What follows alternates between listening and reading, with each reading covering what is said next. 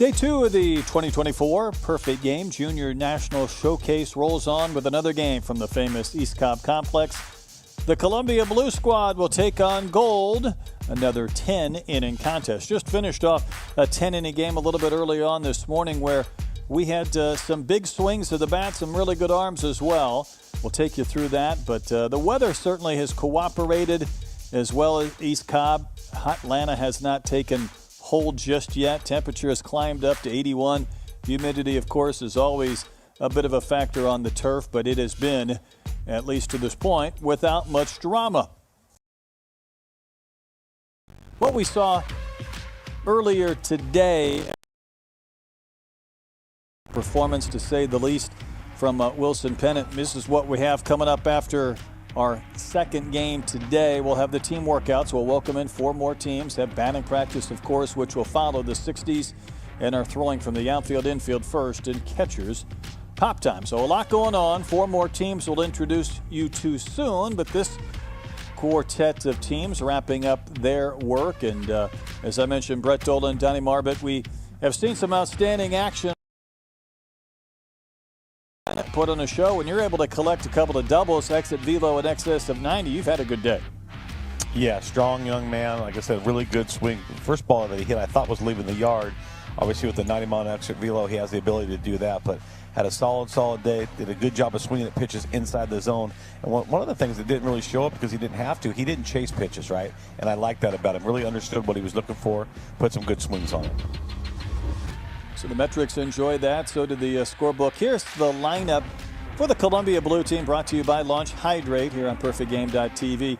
And again, you see the PG ranks on the right side of your screen. And we will have a lineup that will have about 30 players in it. Some of the pitchers only, may not bat, depending on how the game situations unfold. So we'll do our best to introduce you to this group of players as we progress through this game. And again, this is Columbia Blue. This is the second page. And again, some primary positions listed in addition to those perfect game ranks. And we have about 30-ish players again in all of these teams, give or take. We have 28 for the Columbia Blue squad playing their second of their 2 games. Gold team is the home squad as well. Take a look at their starting pitcher. Again, most of these starters scheduled to go a couple of innings. I believe Parker Hayes is the first man up for the Gold team. The Columbia Blue squad already have their helmets on and bats, and why not, Donnie? It's one more opportunity, one more 10-inning game to showcase your abilities before you're on to the next. Yeah, absolutely. And I want to talk a little bit about just the roster of the last graphic that we showed. All these guys are, for the most part, everybody that plays in the infield besides maybe the left-handed first baseman, they're all high school shortstops, right? So some of these guys are being playing in multiple positions. Most of these guys are also playing center field too, as well for their high school team. So they're going to shift to right and left. So they're going to have to. They're going to get to. And they're also going to have to show a little versatility this week. No doubt. Looks like our starting pitcher making his way in from the dugout. Well, from youth baseball through college, watch the stars of tomorrow today right here on Perfect Game TV. Scan the QR code to download the free mobile app and take us with you wherever you go.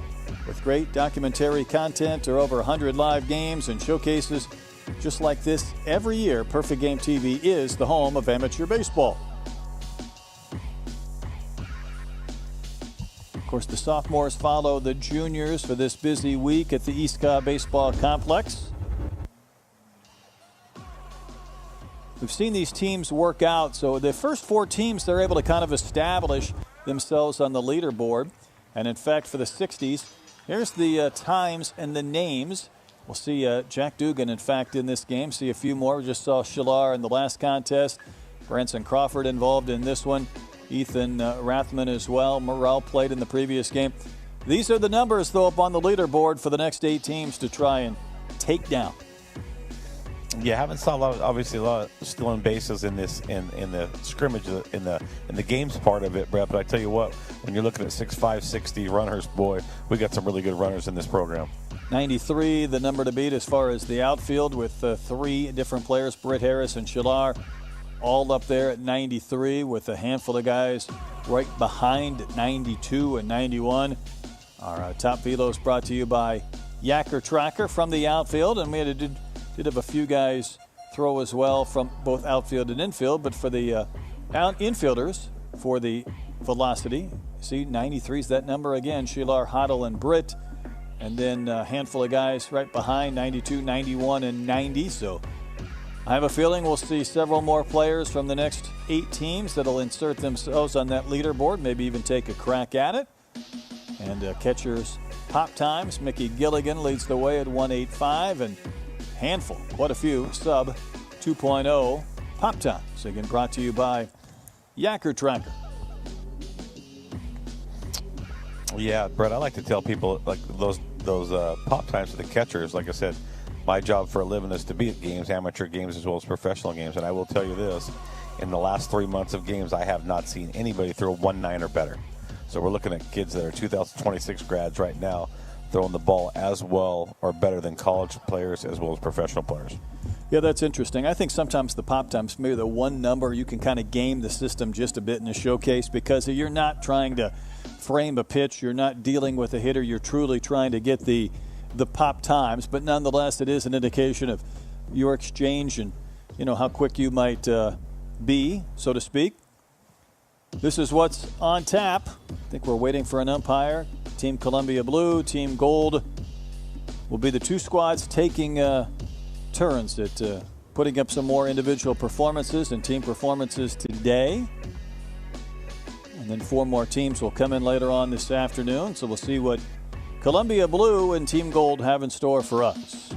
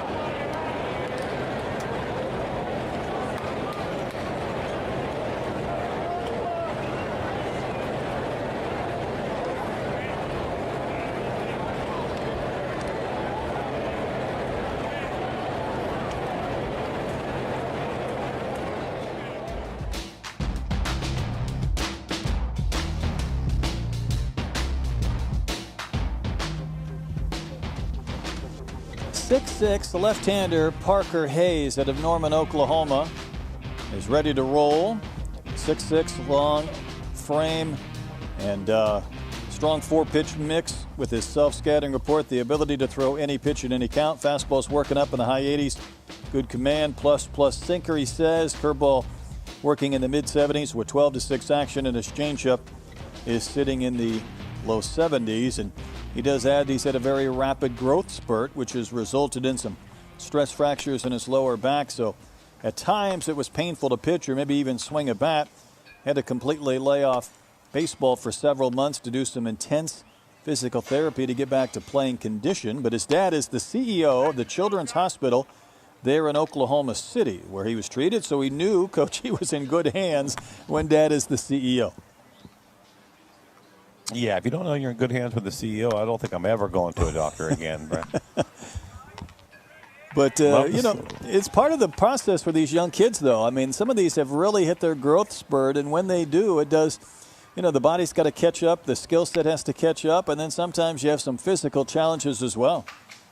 Yeah, and at the same time they're playing, as they're growing, right, developing, they're playing nonstop too as well. So at that time when you're being really active, that's the time where you can get hurt even more, and obviously that's what's happened here. The the best part of that story, as well as last game's, Brett, is that both guys have had some injuries. They both have come back, and they're both back and healthy. So that's exciting to hear for both the young men. Good point. Tyler Rodriguez out of Miami is going to lead things off. He didn't get his second at bat yesterday, so he will lead off today towards the bottom of the lineup to start things off at the top of the first for Columbia Blue. Well, I'm looking forward to watching and seeing, Brett, this plus sinker, okay? I like the self-evaluation, but anytime a big lefty like that's throwing a plus sinker, it's going to be a hard time for your opponent. That ground ball ended up out there in left field. So Rodriguez able to reach to begin the first inning. I'm with you. I think that's something I'm looking forward to seeing.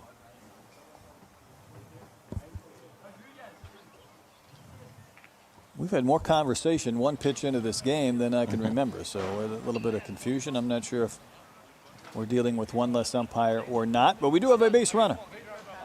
And I don't know, bro, are we off to a good start or a bad start? I'm not sure about that. I'm confused. Yeah, me too. Ty Burzy, next man in.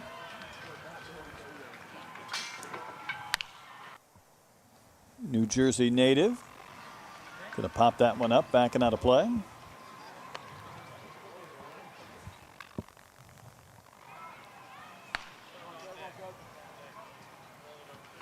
Facing Parker Hayes, again, Norman, Oklahoma, Mount St. Mary High School. Rising Baseball, his travel team.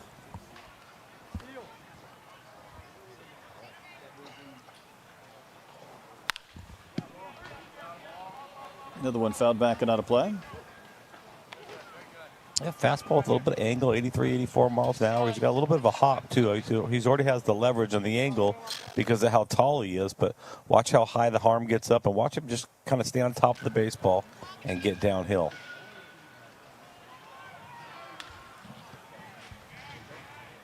Parker Hayes said that he was at a camp last fall at Oklahoma, and Skip Johnson had Dax Fulton with the Miami Marlins, also a left-handed pitcher, a first-round pick, call him during a break for a brief chat. New recruiting rules, though. He's waiting, and that ball is hit out there into left center field. How about the sprawling catch and a play? What a tremendous effort by Nolan Ramoli to lay out and rob Ty Burzy. Yeah, really nice play in the left center gap. Just got on his horse and made an absolutely great play. It's a really good swing right there. Fastball middle. Jumped on it real good. Left fielder does a nice job of tracking it. Oops, center fielder, I'm sorry. Sensational effort. Yeah, what a great play. It looked like Ramoli was a little bit over into right center and somewhat shallow, and he had to take off, and he just made a fantastic play, and then a pickoff. The big lefty erases Rodriguez. How about a showcase pickoff for your bingo card? Yeah, once again, I think you used it the other day. You give it, and then you just take it away. So Mr. Hayes with a nice pick move. Looked like he was running first movement. Sure did. This is Jack Dugan, a left-handed batter, is going to hit one high in the air down the line and right, bending into the corner, and it'll be out of play.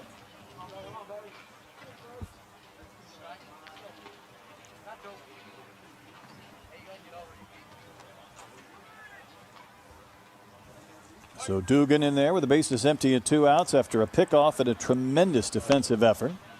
Dugan, a Nashville, Tennessee native, Tennessee commit, inside the top 125 of the rankings in the country.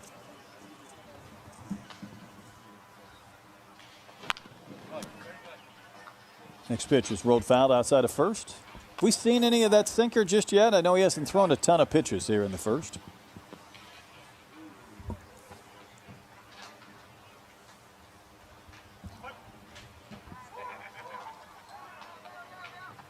Dugan waiting. Here's the pitch. Was that a swing? Apparently it was. And not only a swing, but a strikeout. So Dugan offered at the pitch from Hayes. Interesting first inning. Great defensive play and a strikeout to end it from the big lefty, who we're also going to get to see in the second. This was the play, though, in center field by Ramoli. Look at the ground he had to cover. Lays out into a dive, makes the grab.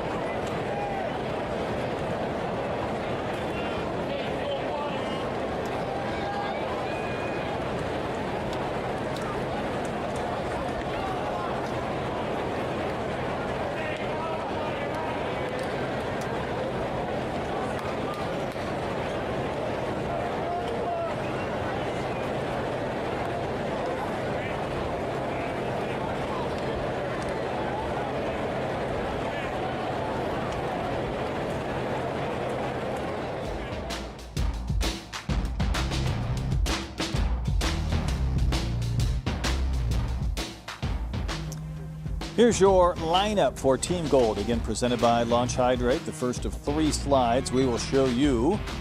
And again, they'll bat slightly different than this. At least we'll start with a different leadoff hitter than yesterday. But this is your lineup. PG rankings on the right side. There's page 2 as we get to our primary positions. 3 different catchers, in fact, though, listed on the second slide. And here we go with the bottom of the first inning. Brett Slyman is the pitcher on the mound. And that pitch is rolled over to first, and it is going to continue on into right field. So a base hit to begin the bottom of the first inning. Yeah, good job by Brett there, just to just kind of hit it where they ain't. Just kind of found that 4-hole. Here's your final page of the starting lineup. We got to figure out who that was batting. Snipered a quick one. It might have been Nikolai, I think, that got the base hit. Here's a look at Slyman. We'll tell you more about him. Nolan Romoli, who just made that incredible catch, is the batter. Slyman out of Aliso Viejo, California, 6'4", 185 pounds.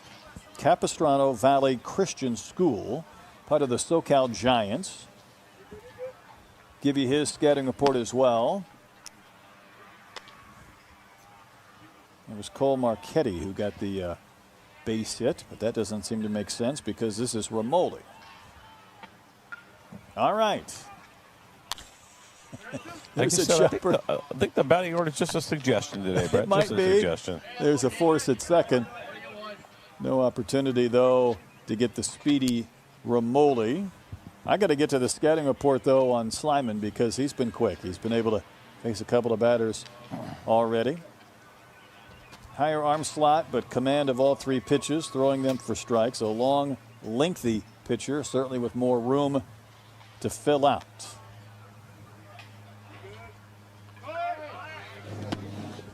Yeah, he's kind of got a little bit of a drift to the left with his head, a little bit of a head whack, but it's a long arm swing, but he's going to pitch with really good angle, and I think he's going to have the overhand type breaking ball. Right now it's probably a little bit of a more of a slider, but if he can keep the breaking ball, Brett, he'll be able to throw that fastball and that curveball out of the same slot, which will be difficult to hit with some angle.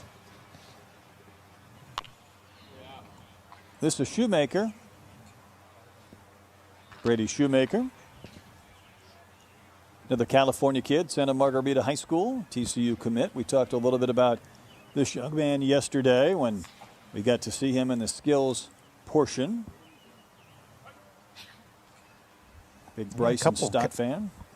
Yeah, a couple California young men that in this class have committed to TCU. That's exciting for TCU program to go out west and take some of the best players from California to compete in the Big 12. They've doing a really nice job with their program. Great education at TCU. Fort Worth, a great city.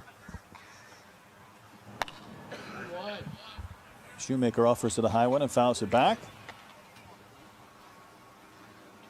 Yeah, he said when he visited, he immediately fell in love with the school and the coaches.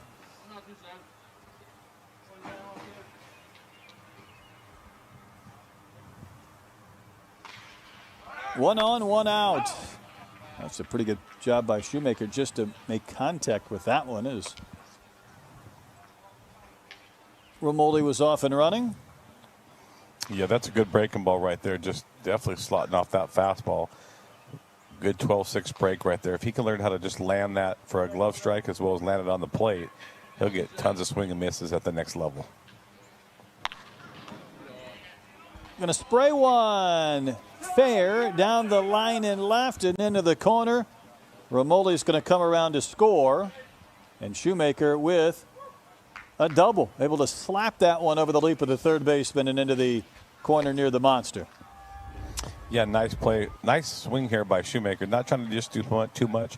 Really flat stroke. Stayed short and inside the ball. Easy double down the line.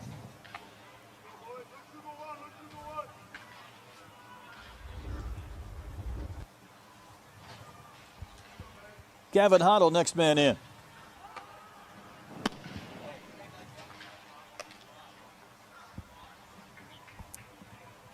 Another TCU commit, another California kid, Orange Lutheran High School product.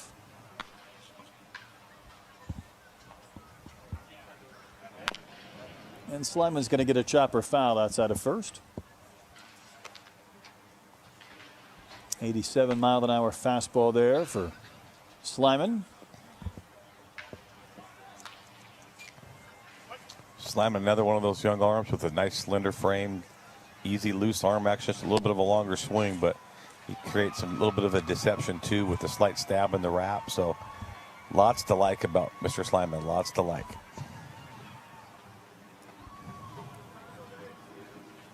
I got a kick out of Hott. I'll tell you more about him pending, and that pitch is downstairs. The throw to third is not going to be in time. So these runners taking an opportunity to show off their abilities. You know, we ask these kids if they have any unique family traditions, and you know, some have some pretty fun stories to tell. Hott, I think, is a lot like me. He said, yeah, baseball. All we do is baseball. And my younger brother, equally successful at age 12 with USA Baseball and PG accomplishments. So baseball is a total family sacrifice. Well said. It's a good family to be a part of right there. No doubt. His travel ball coach, Michael Torres, he's been with him since he's 8 years old. So there is some continuity there, to say the least. Big wave and a miss. Throw down for the ghost runner is not in time. Runner at third held. And I will say, Brett, with all the travel, the expense of, baseball, I mean, it becomes, as you know, it's difficult without a supportive family to play this sport, as much as they travel and the equipment, those types of things. So the young man's very fortunate. The family's behind his career, and sounds like maybe younger brother's on the same path. It can be unrelenting at times in the summer when it comes to, especially at different age groups where you're heading not just to different places, but maybe different regions of the country. Big rip and a miss by Hott. He did not get cheated on that swing at all, and Slyman gets the strikeout.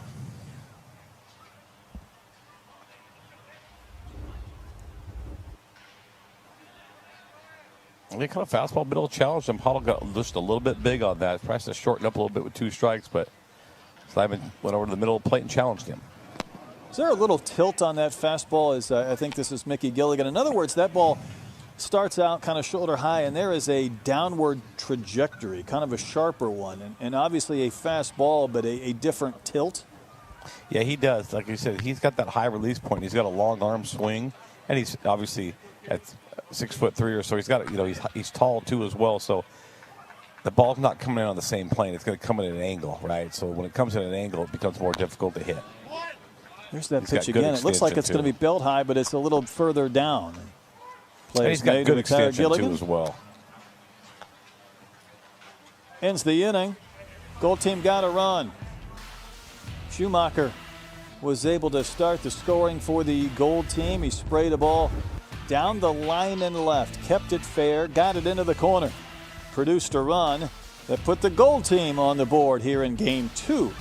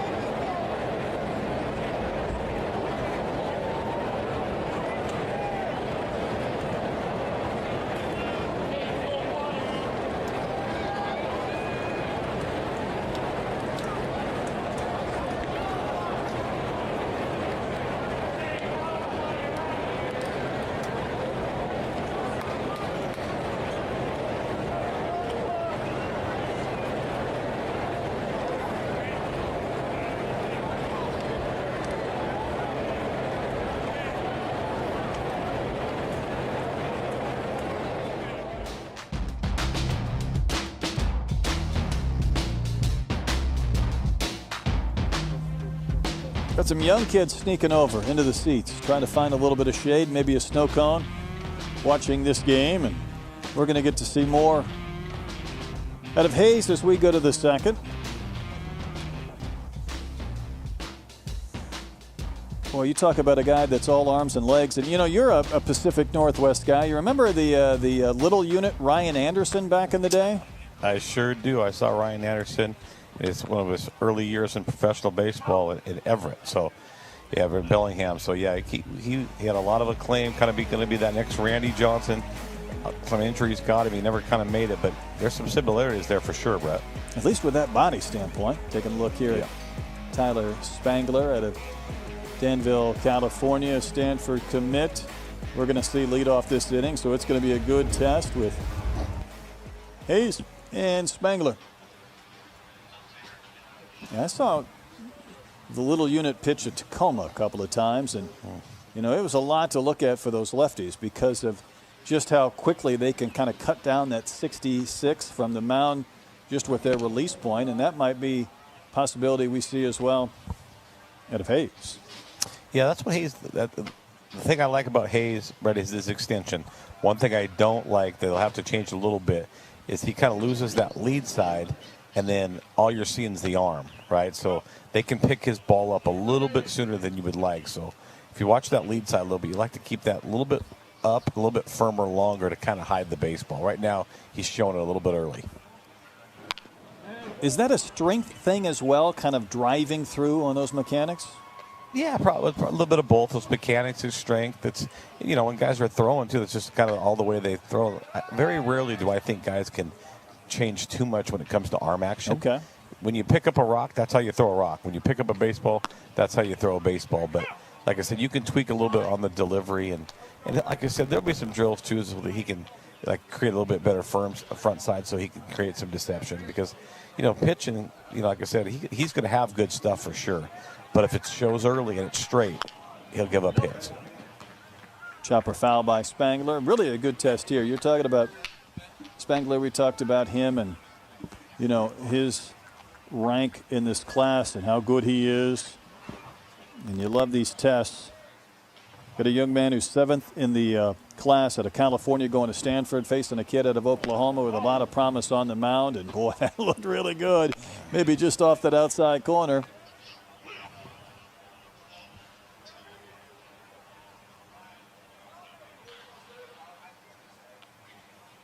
Upright stance, waiting, taking, and looking at one down and out. So we'll put a runner aboard. It looked like that strike zone's gotten tight a little bit right there. So there's some pretty good misses from Mr. Hayes. I thought so, too. I thought he faded a couple of pitches towards the other half that looked pretty good. Throw went to first. Runner went to second.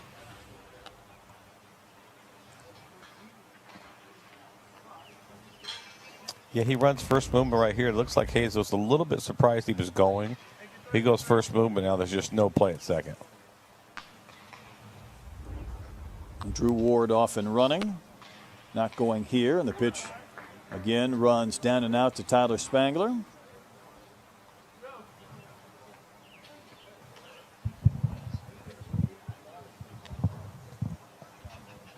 Yeah, Tyler's going to have a good career at Stanford, playing for Coach Esker and the Stanford Cardinal. And they'll, like I said, they're making their way from the Pac-12 out to the ACC. So, you know, whether be down at Georgia Tech, some of the people down south will be able to see him play a little bit more than they would if there's Pac-12 still had a conference.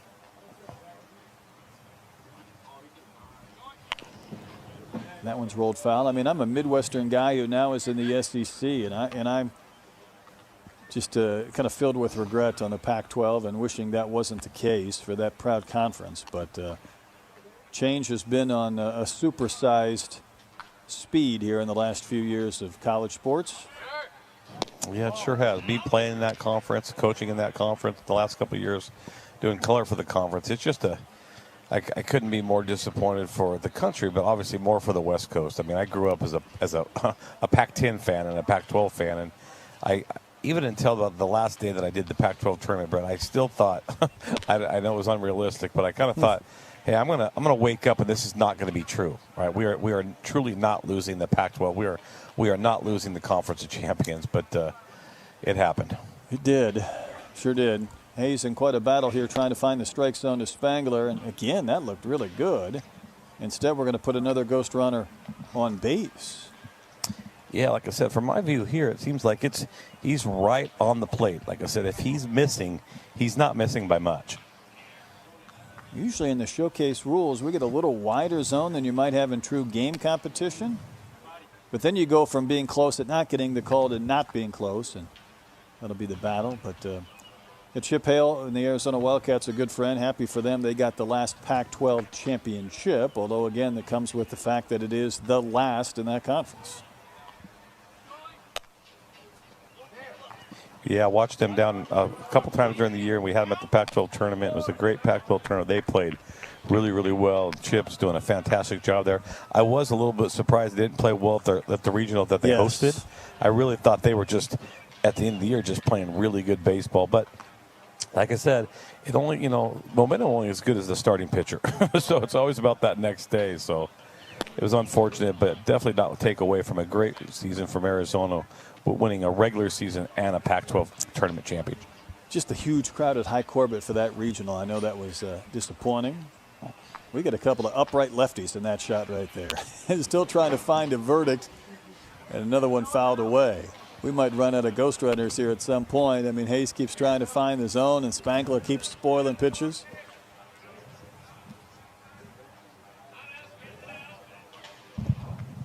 We'll try it again.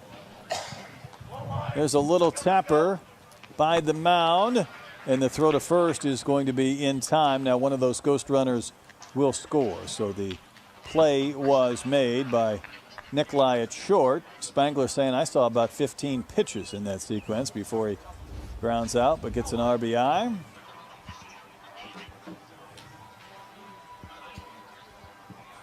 I thought right here maybe Nikolai took that extra step, but he was able to throw on the run, made the play. And it brings up the shortstop from Alaska is a good player. Boy, he's got a good first step. He's got really good hands, and usually you're seeing the better defenders, especially at this point in players' careers, but the better defenders are coming from maybe the sunny or the warmer states where you're getting more opportunity. Not a ton of opportunity, a lot of reps in Alaska, but Nikolai does a great job at shortstop. Messina hits one off the monster in left field. Doesn't get the homer, but he does get a run-scoring double. The high fence in left may have taken one away from Charles Messina, but boy, he put a lightning bolt into this swing. Watch it right here. Went down to get it. Knew he hit it well. Sprinting out of the box, and watch this ball travel to left field. See how high that thing hit up on the fence, and it produces a run. Yeah, warm out, a little bit of humidity. The ball's still really carrying. So both of the ghost runners have come across and scored runs for the blue team here in the second inning. Ethan Rathman now the batter.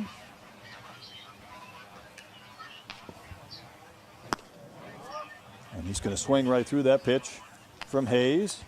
Rathman, a Florida native, Miami Hurricane commit, Trey Turner fan. Yeah, Hayes is just right now at that age and that size.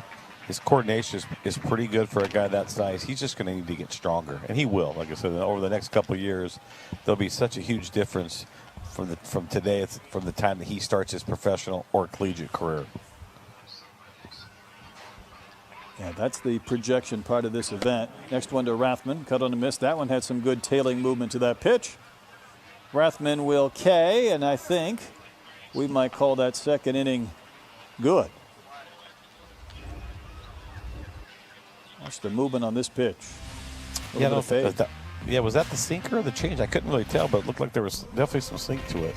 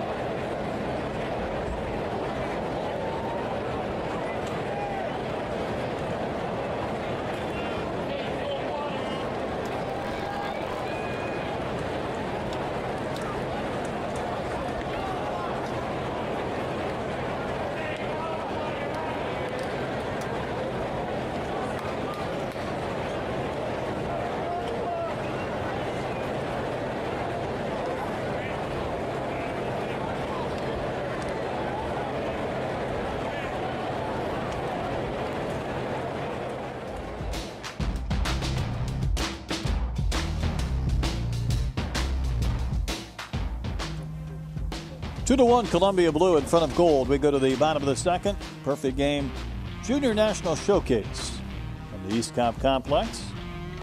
Saw Brett Slyman in the first, going back out to work in the second, out of the SoCal Giants organization. Started playing with SoCal last summer, and run by Christian and Chuck Fick. He said it's helped him kind of focus on his pitch sequencing. He's going to face South Racine here in the second.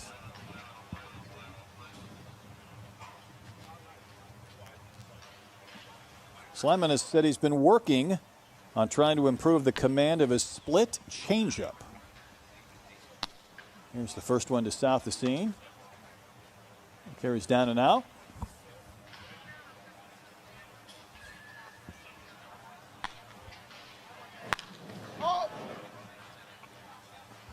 Ball's going to be lifted in the air to right field. Should be playable and is. And South Racine retired to begin the bottom of the second inning. What would a split changeup movement look like? More downward or more fade?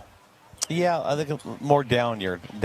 At times, guys will throw the change and the split, so I'm quite sure at times he just kind of changes the grip a little bit. Sometimes he might sink it in there where you're going to get maybe a little bit more split action, or sometimes you just might set it, you might just set the ball in between your fingers where you're going to get maybe a little bit more change-up action. But regardless, it's going to be less velocity with a little bit more action. Okay.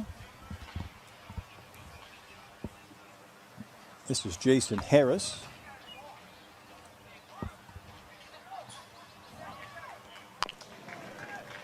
Fouled that one right at the plate for a strike from Jason Harris, who is out of Elk Grove, California. We're seeing a lot of West Coasters here in this event, at least in this game or these first couple of days. Yeah, I thought Jason did a good job yesterday at BP at a short, repeatable stroke. Like I said, he's one of those spray guys that's trying to hit the ball all over the field. Comes from the Elk Grove area, which they're just doing a phenomenal job in that Sacramento Elk Grove area of developing some fantastic players. Part of Alpha Prime for his travel team. He's retired, though, on a pop-up handled by Drew Ward, who we saw running at first, one of the Ghost Runners last inning. So a couple of outs, balls in the air, a fly out to right, a pop-up to third from Slyman. And this is Warren Gravely, one of a handful of different catchers we have on this team today, and he's going to hack at the first one. And a bouncer to short should be a rather routine play, and is handled by Spangler to end the inning. So Slyman has very little drama there in the second.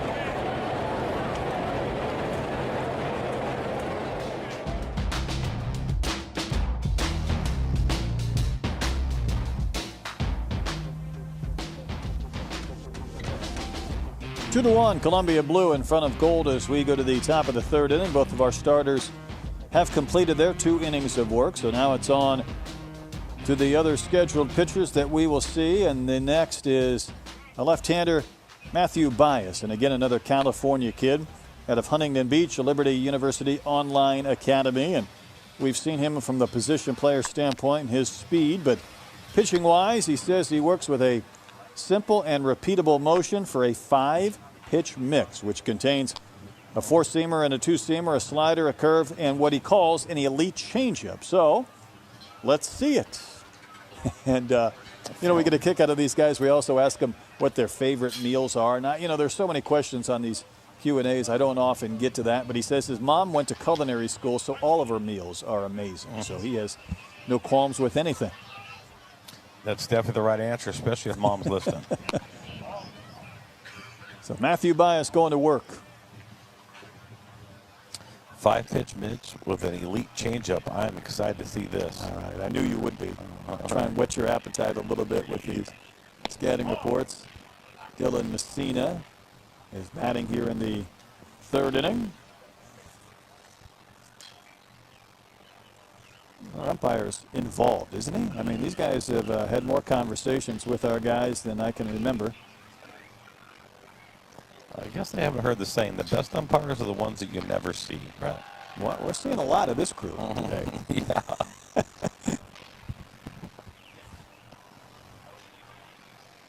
I always thought they're better seen, not heard.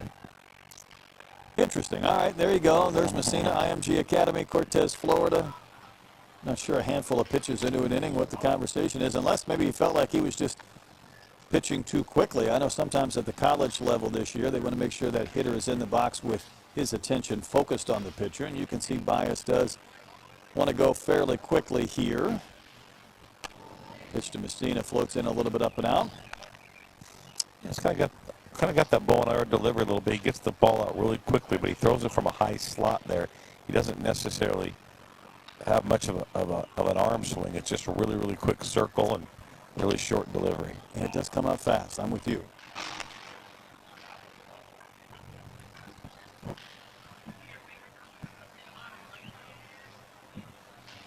Dylan out of the Florida Burn organization. Plays for Coach Guthrie. Called him a coach and a mentor.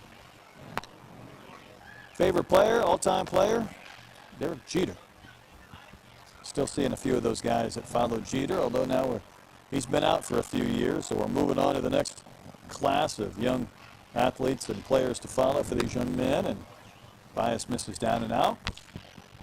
Are we ever going to see, Brett, another player like Jeter, a person that spends 20 years, you know, in the same market, never gets in trouble, just does everything right and wins a bunch of championships? I mean, I think it's going to be rare. He almost had the perfect, I think he almost had the perfect career, didn't he?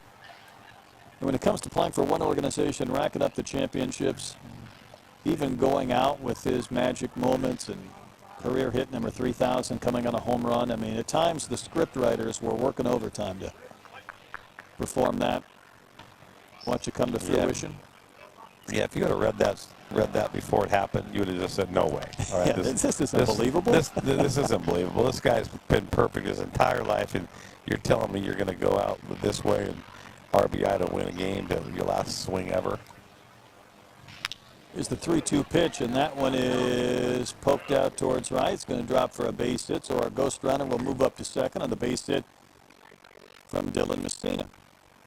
You know, from time to time, I'd run into Phil Nevin, and I would say, you know what, you're a pretty good trivia question, because you were the number one pick in that draft to the Houston Astros, but the Yankees picking, I don't know, 6th or 7th, got this young kid from Michigan called Derek Jeter in that draft to the Houston Astros, but the Yankees picking, I don't know, 6th or 7th, got this young kid from Michigan called Derek Jeter. Probably one of the best decisions the Yankees have made in the last 30 years would be my guess. This is Carry On. And they've made some good ones. You're right. That ranks up there pretty high. Tell you about Carry On out of Puerto Rico, San Juan. Going to hit a little dribbler towards short. Thought maybe the play was to second. The throw goes to first, and Carry On is going to be retired. So an effort at short by Gavin Hoddle. He had some opportunities, but that ball was not hard hit by Carry On as we see it again. Yeah, nice job. Got on the barrel just a little bit. Hoddle came up and did a good job of getting up in the baseball, made a strong throw to first.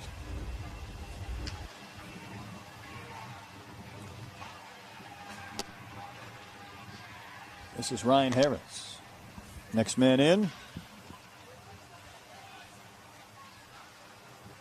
We saw him throw 93 from the outfield, 91 from short, and all I put down in my notes for Ryan Harris of Long Grove, Illinois, Donnie, was I put BP exclamation mark. So it must have impressed me yesterday watching him swing. Yeah, he's, like I said, if he refines his game and gets a little bit more, maybe a little looser and can repeat things, the sky is the limit for him because he's big, he's strong, he's fast, he's got power, he's got arm strength. Like I said, this is a really exciting young player. Watching Bias again pitch, he will start from that really high position with that glove right at the side of his hat, and that ball just comes straight out.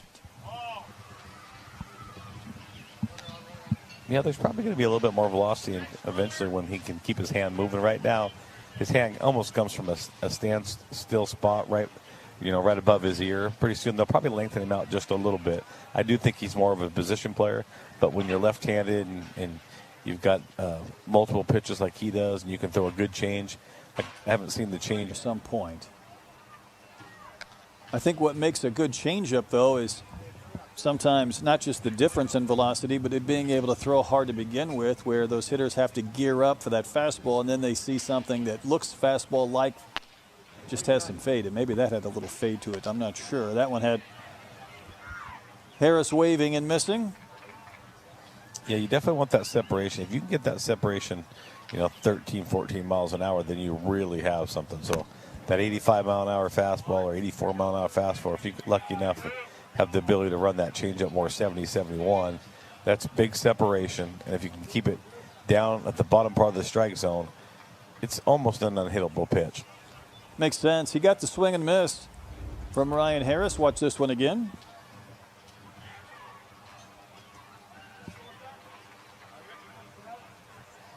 Yeah, it just looked like he went just fastball away, and a little bit surprised he swung through it. This is Drew Ward. We've already seen him out there causing some havoc on the bases as a ghost runner. Now we get to see him in the box.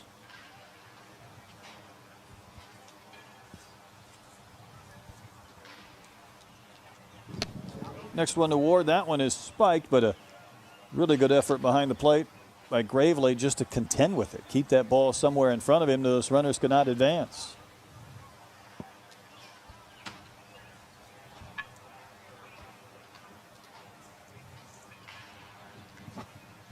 Two outs in the inning.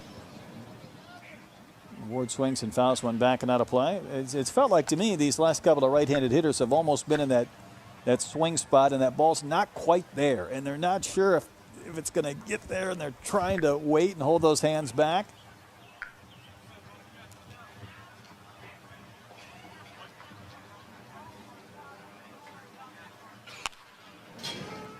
Next pitch is rolled foul just outside of third base from the Pasadena kid, Drew Ward.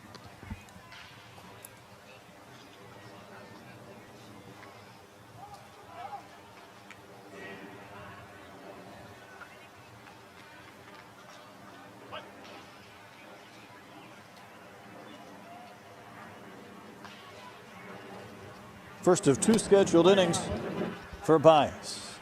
And I tell you what, he's going to work his way, get a couple of strikeouts after a soft ground out after that ghost runner, that walk and a single. Able to navigate through the third without too many troubles after maybe a little bit of a slow start. Got to wave it a miss. Ward missed that one badly. 2-1 our score.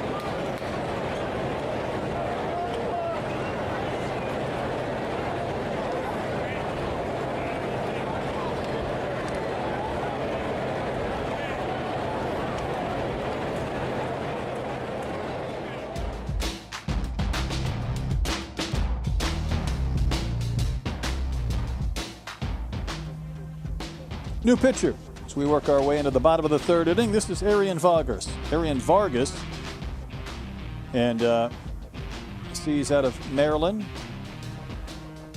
And I should actually back up. You know, you see the name and you jump out there from the pronunciation, but he spelled it out or phonetically spelled it for us. Arian is how he prefers. So Arian Vargas. And give you his scouting report as well as he works this inning. Confident right-handed pitcher with a good fastball that has run to it, command as well. Throws a curve that can vary in shapes and sizes, and a good changeup that he will use against lefties.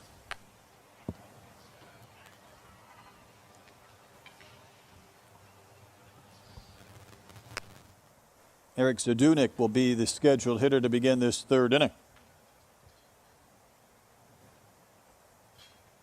But Vargas out of Archbishop Spalding High School.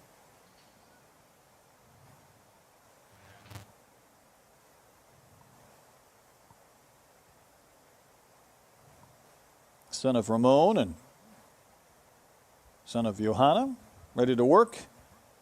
Here in the bottom of the third inning. Vargas really enjoys watching Chase Burns pitch, which is interesting. Of course, a future pro soon. Throwing 91 in that first fastball, and Burns known for his heat, but he loves the energy that Burns brings when he's pitching. And Zadunik, the hitter.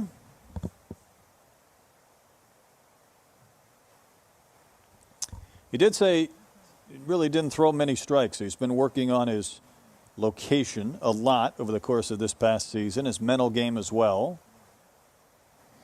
Rather than try to throw the perfect pitch, just trying to pump strikes. Yeah, good for him because he's got a big arm. He's throwing the fastball up to 91 miles an hour, but recognizing that strikes are important and the mental game and routine is important. That's good. That's really good self-evaluation, knowing because it doesn't matter how hard you throw it. If you can't throw it where you want to, you really don't have a pitch. Well, he just sawed off Zadunik for a soft little flare for out number one.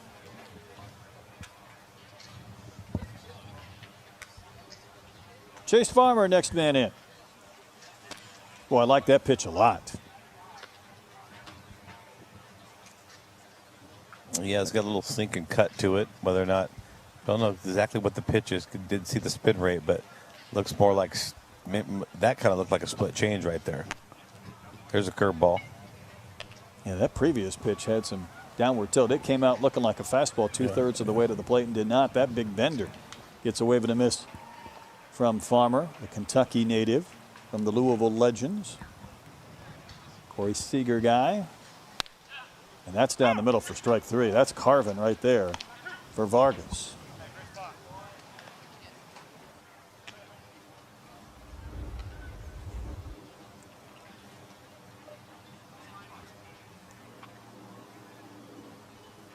Felt like Farmer saw a couple of pitches that weren't straight, the first two, and then 0-2, maybe thinking he wasn't going to get a fastball, and he got the one right down the chute. Yeah, you always got to be down to the best pitch, right?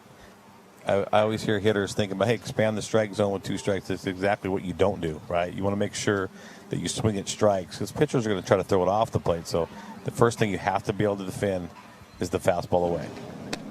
And this is Jose Dubront. You look at this kid in Vargas, though, Donnie, and he's throwing 91-ish. We've seen some good shape already, and he's scheduled to pitch 2 innings. So we've got a lot of time to talk about this, should he retire Dubront and in this inning. But when you're sitting there watching this guy, do you project by the time he would get to a college campus in 2 years that he might be a 93-ish guy, or is that kind of a dangerous game to try and assume or move forward? Well, you don't want to assume, but you definitely want to project, right? Look at the body type and look at his strength. He is already a strong guy. He's going to have to get a little bit more flexible. But, very rarely in my time of a guy that works at his game and is athletic and whatnot, I see all those guys gaining 3, 4, 5 miles an hour from their junior year. So 91 might turn into 96 by the time he's a senior in high school, freshman in college. I like that explanation because I'm with you. You see this kid, he looks strong, and you don't have to worry about him being pencil thin to this point, but you can see where he's going to continue to add to the velocity before he gets to a college campus. He's going to get a ball hit in the air here. And doesn't have a lot of effort, right? There's not a lot of effort to deliver. When you see a pitcher with a high effort and he's really working hard at it, kind of turns into that's what he's going to be. When he looks at this young man, Ariane, who knows what he might be. He's not sure how he gave up a double on that one. That ball was up there forever. And then it dropped, and Dubron kept on running. Columbia Blue thought they had the out at second base. They were headed for the dugout, and they all had to return. So I don't know if this was the right fielder's ball or second base, but that thing was up there forever, and somehow it dropped, and on the carpet it took a big bounce. Yeah, unfortunately, you give up that soft contact with the pitcher. You think he's going to be out there, but got to get to the next pitch, got to get the ball back, and there's only another hitter 10 seconds away. This is Nikolai. Touched a little bit on this young man yesterday and kind of the uniqueness of coming out of Alaska.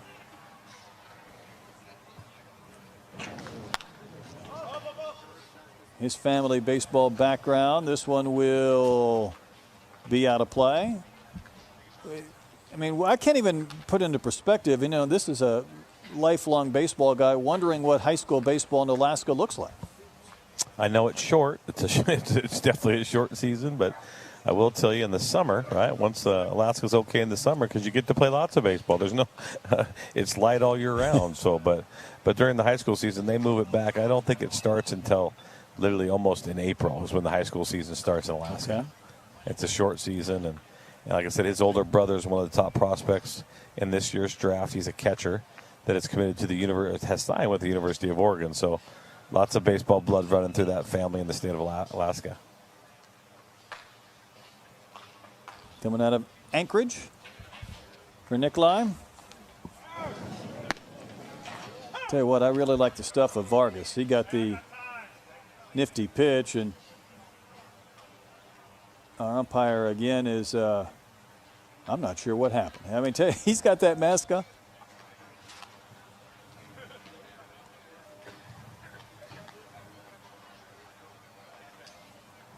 What do you have on that one, Donnie? Now the batter had called time, negated a good pitch, and then a stolen base and a ball thrown away. A lot of action for nothing. Yeah, he stood out there and he was going to tackle Dubron trying to score, and I'm like, well, what just happened?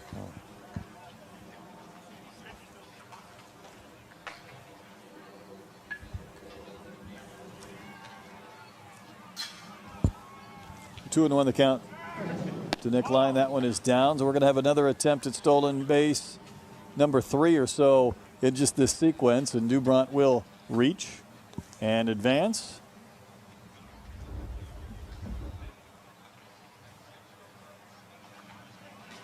Well, the motion strike, so it's interesting that he would have called time, and unless the, I don't know. Again, there's some confusion. Usually you walk away when you grant time.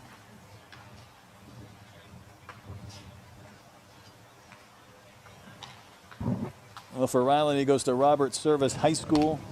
Going to swing and foul one back. He is a Fernando Tatis fan. We asked these guys how their game has grown since January. And listen, when you're in Anchorage or in Alaska in January, it's a little bit different than maybe in Atlanta or Texas. But he says all of his tools have grown a little bit over these last 5 or 6 months. Home runs, getting on base, stealing bases, they've all improved. That one's way inside. Won a state championship, 2-time first-team infield and whatnot. But he's been playing baseball since he was 9 years old, so really starting to build his career. And says his brother inspires him in all aspects by being a relentless worker on the field and in the gym and in the classroom. Yeah, you definitely got some good blood running through him. Baseball blood. His brother is exactly that. Watching him play, I thought his brother was maybe one of the most advanced high school hitters I'd seen this year.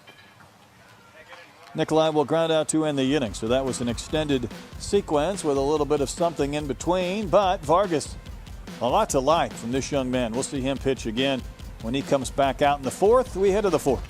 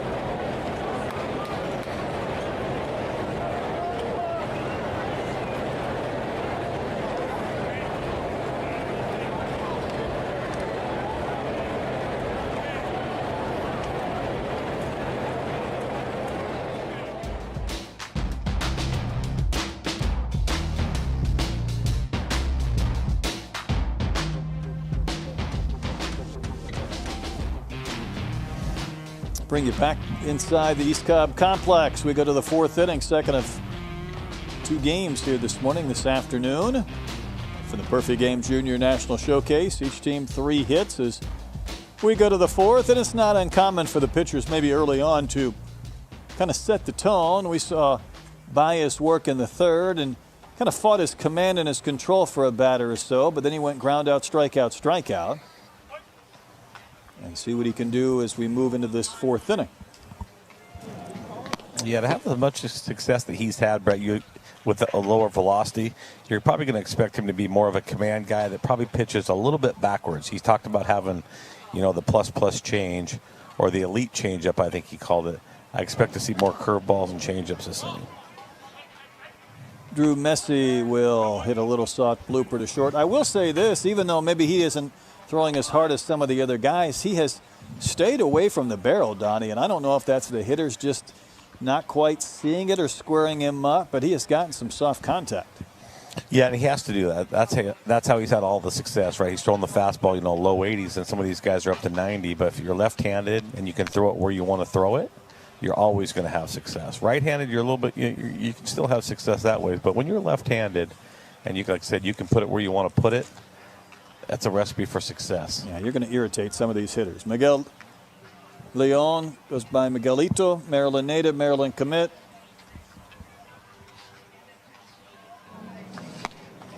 Even that pitch, I think they called that a swing. I mean, you're seeing that and it's up and you're like, it's slow. I can still take a swing at it. Oh, it's going to break. And then before you know it, you're all locked up. Yeah, it's hard to wait, right? And that's one of the most important things for a hitter is to have patience, right? Be able to let the ball travel, right? And it's easy to let the ball travel when it's firm, it's coming on you. It's more difficult when it's got shape and it's soft and you're out on that front foot. Yeah, it's not a comfortable sequence. Next pitch is another soft pop-up. First base side, but Bias will go and make the catch himself, and that's the benefit of being a position player. You don't give in to those first basemen. You go get your out yourself. Yeah, that was the center fielder right there making a play right there, not a pitcher. The instincts and the competitiveness took over right there and got a little smile out of him. First baseman's like, hey, young man, this is my play. But nah, he's going to go make a play every chance he gets. I was worried he was going to be a bug on a windshield running into his first baseman. I think the first baseman would have won that battle, I think. That's usually the way that occurs.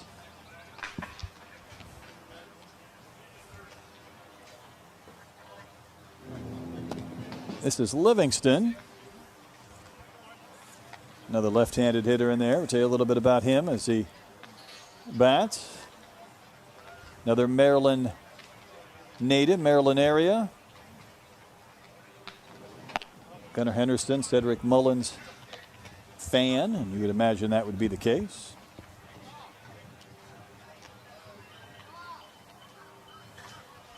Yeah, the Orioles, boy, they've sure done a nice job with their high picks in particular, right? Some of those high guys are really hitting for them. The Adley Rutschmans of the world, the Jackson Holidays, Gunnar Henderson. They've got a really nice young nucleus where you could see these guys. And you see that a lot of time too, Brett, when the Major League Baseball team has a bunch of success. Those college teams in that area are having success too as well because there's that motivation for the young kids. Those young kids are really falling in love with the game when they have the local teams that are playing good baseball. No, it's an interesting point. I like that thought process. Kind of giving the state a shot in the arm. And Livingston, future Terrapin.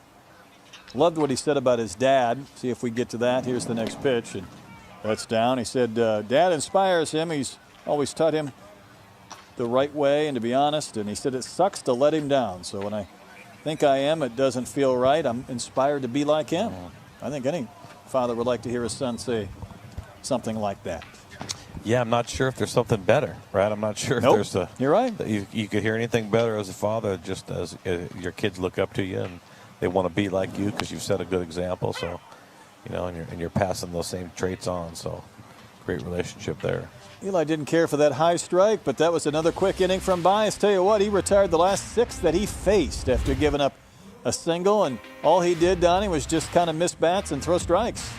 Yeah, left-handed with location. You do that, you have a chance, give yourself a chance to win each and every time.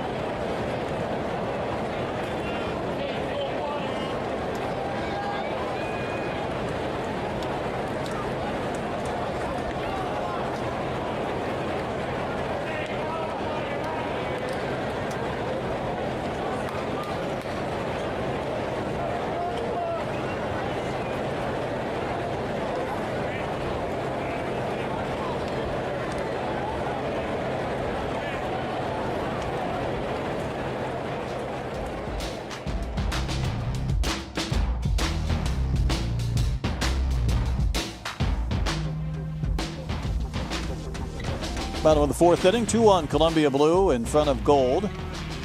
Billy Marbett, Brett Dolden, Perfect Game Junior National Showcase. Kind of completing the circuit for these 4 teams. They come in, they do their workouts. They each get 2 games, right about 10 innings each.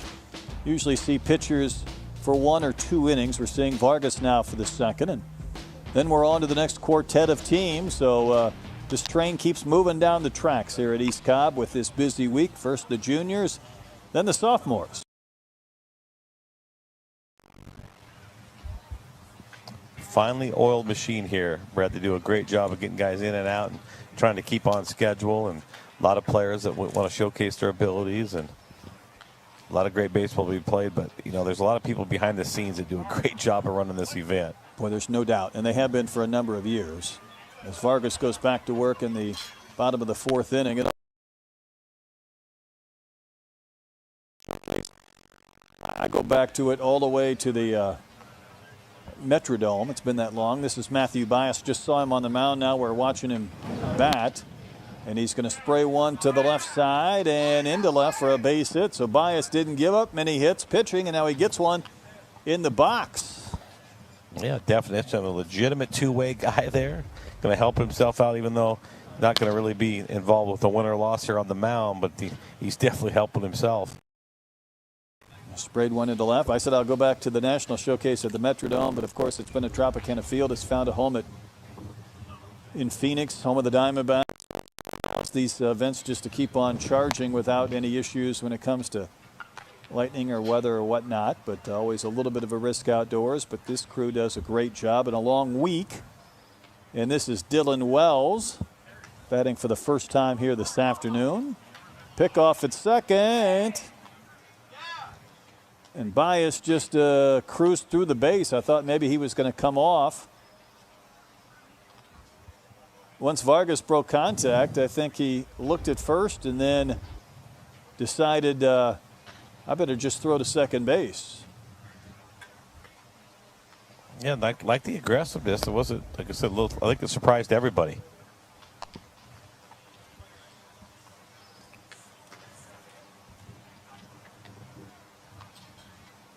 I want to tell you a little bit about Dylan Wells. This is one of these young men that kind of blew me away when it comes to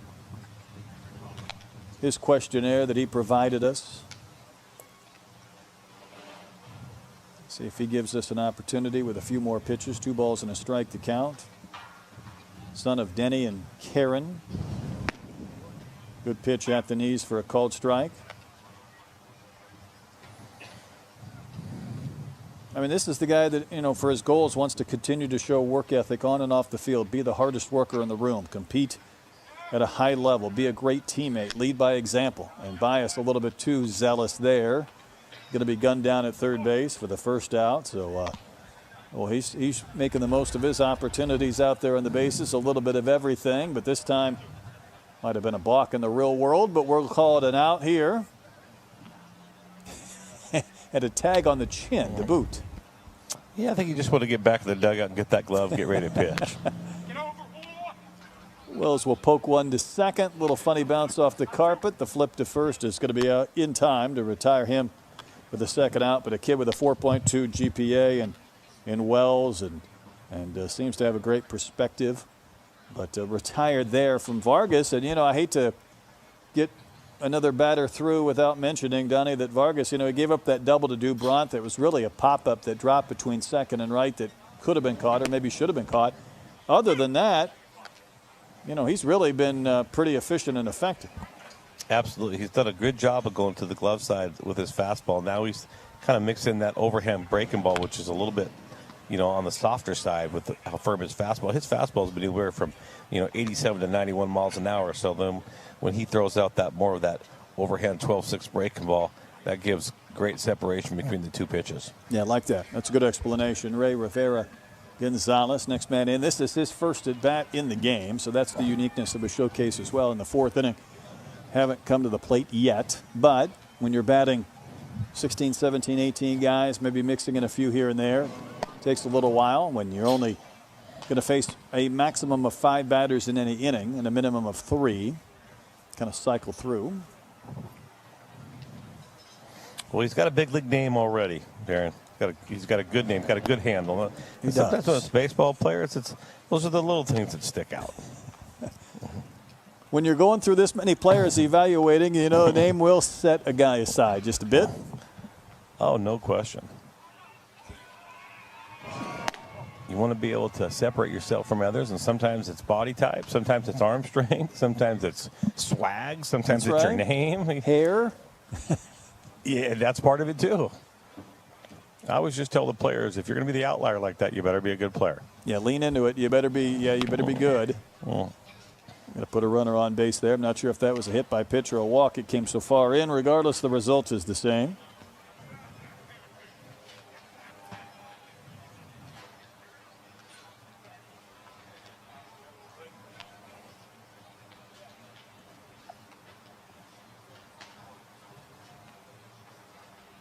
Our runner has successfully made his way across the diamond.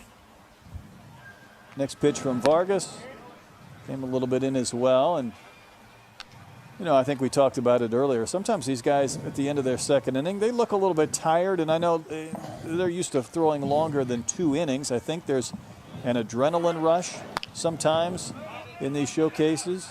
This one is skied out there towards right. That's another one that's going to drop. How deep are these outfielders playing? And that'll drop. Gonzalez gets the base hit, but I guess my point is you can be a little bit gassed because you're out there, the adrenaline's running high, and you get, you're an out away, and you're just trying to get to the finish line.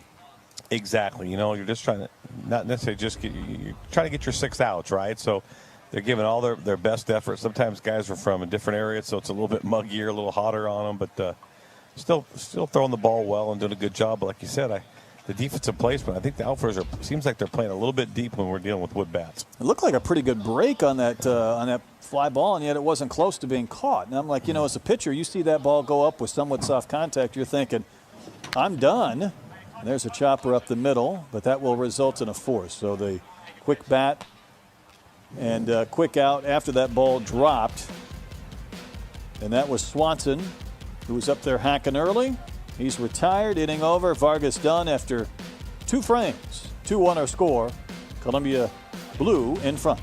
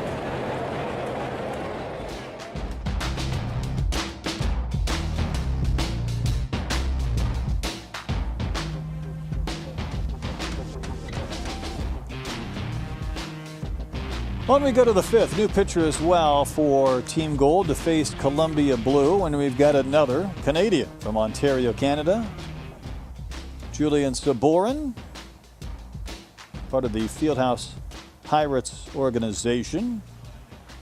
Up to 91 on the mound, he says, with big projections. So I like that self-scouting report. More in the tank. A left-handed hitter as well, 2-way player, seeing him now. Throwing, he's scheduled to pitch a couple of frames.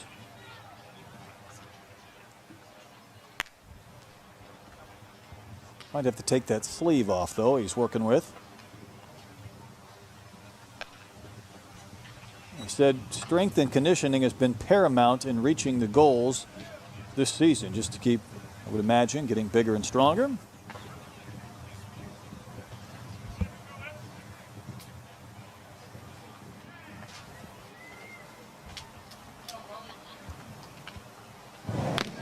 This is Branson Crawford.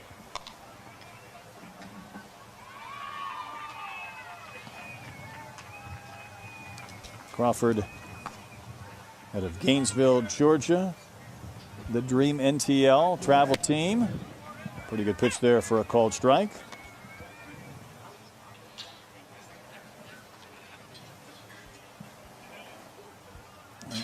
Crawford says over the next 2.5 years just wants to get bigger, faster, stronger in the weight room and continuing to work on his different skill sets and overall tools. Yeah, these young players are definitely educated and they're coached up on how they're going to develop into great players, right? They realize that the complete game is important. They really realize the physicality and the projection is really important too of getting bigger and stronger. You know, I should mention it's kind of a difficult thing to talk about as we see this pitch from Sabourin to Crawford. Able to get the wave and a miss. He mentioned the biggest challenge he had to overcome was the loss of one of his teammates this past year, killed in a batting cage accident. And just comes to mind in Gainesville, Georgia. And Mike Owings has been a part of what we've done at Perfect Game and, you know, took over that program in just a terrible situation they had to deal with this past year. So continue to send our thoughts out to that baseball community. This is Andrew Benitez.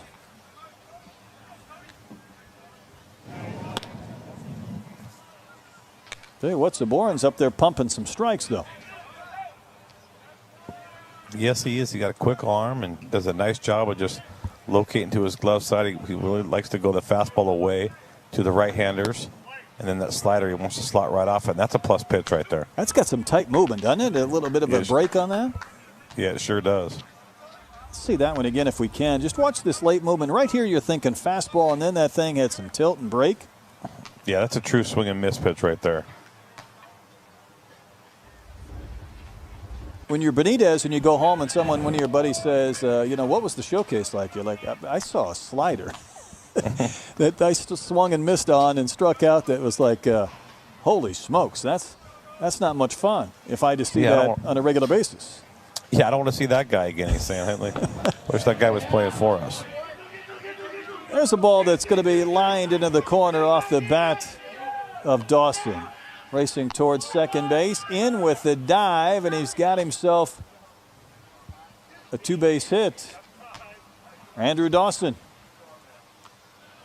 And he did a nice job going the other way, sneaking it down that right field line. Good swing, though, for the most part. Hard out of the box. That's how you hit doubles. You hit doubles and triples, making sure that you're going hard out of the box. That's exactly what he did. That's a great point. Right if he's not going hard, he might have been out at second base. Yeah, no question. Right fielder did a great job of attacking it and making it a close play. At first, when he hit it, you wouldn't think it was going to be a close play. But the effort from the right fielder changed that. Should be Romoli out there and right. This is DeJesus.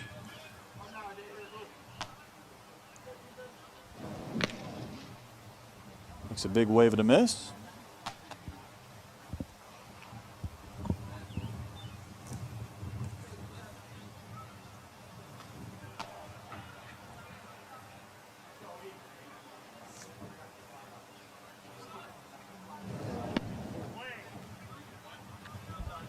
And that's going to be strike three to end the inning. Ethan DeJesus with a big rip, came up empty, so 3 strikeouts in the first inning of work for our Canadian pitcher. He'll be back for another frame. Watch him get strike 3 here. Ending this inning, advancing this game into the bottom of the 5th.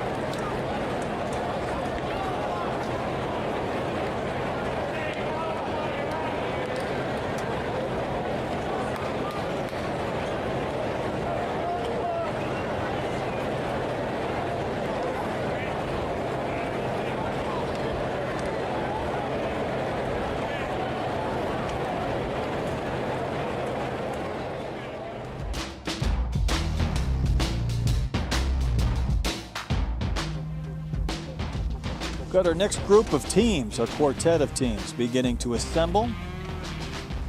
They're going to have their team workouts. Our teams 5 through 8 on our schedule take place later on. It's scheduled for about 2:30 Eastern time. We'll see if this game allows that to take place. But we'll have that for you later on Perfect Game TV. This is Antonio Solis from Mercedes, Texas, the UTRGV future Vaquero. So on to work here on the bottom of the 5th. He's scheduled to throw a pair of innings in the 5th and the 6th against this Gold team. So we'll take a look at Solis and see what he has to offer.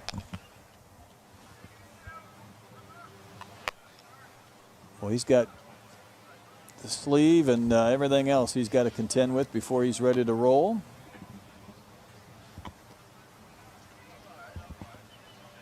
Donnie, it feels like maybe a similar situation that we had in Game 1, and maybe even more so, at least the first half of Game 2, in the sense that these pitchers have kind of controlled the tempo. Yeah, speeding the game up. Obviously, they're going first pitch strikes, and then they can go to their breaking ball. And there's going to be less contact, obviously less good contact when they're standing out of the middle of the plate and they're behind in the count. So doing a good job on both ends, whether they're right-handed power guys. Bees is more of a left-handed soft guy, but he was still staying away. He was stealing strikes early in the count with his fastball. That's Cole Marchetti out of New Jersey, who's ready to bat when he gets his opportunity. So at least trying to finish up his warm-up tosses before we get to Cole. We had a batter step in right out of the gates and get a base hit on us before we were able to kind of fully join you, and didn't get a chance to talk about Cole at that point out of Columbus, New Jersey. Boys finding the shade. They're like cattle. They can find the shade when it's a hot day or starting to get warm, stay out of the sun. Yeah, this time of the year down in East Cobb, Georgia, you're searching high and low for that shade, boy. It's tough to find. Tell you what, though, I'd still rather run my 60 in the heat and humidity at 2:30 in the afternoon than I would at 8 a.m. trying to get the cobwebs out in the morning. But that might be tested if it warms up even more on that carpet. Yeah, I think little Riley Nicola, the young man from Anchorage, Alaska, I think he'd much rather be here than maybe a big workout up at Anchorage. Completely agree. There's Marchetti at a USA Prime Northeast 16U Scout. And first pitch is on that outside corner for a called strike.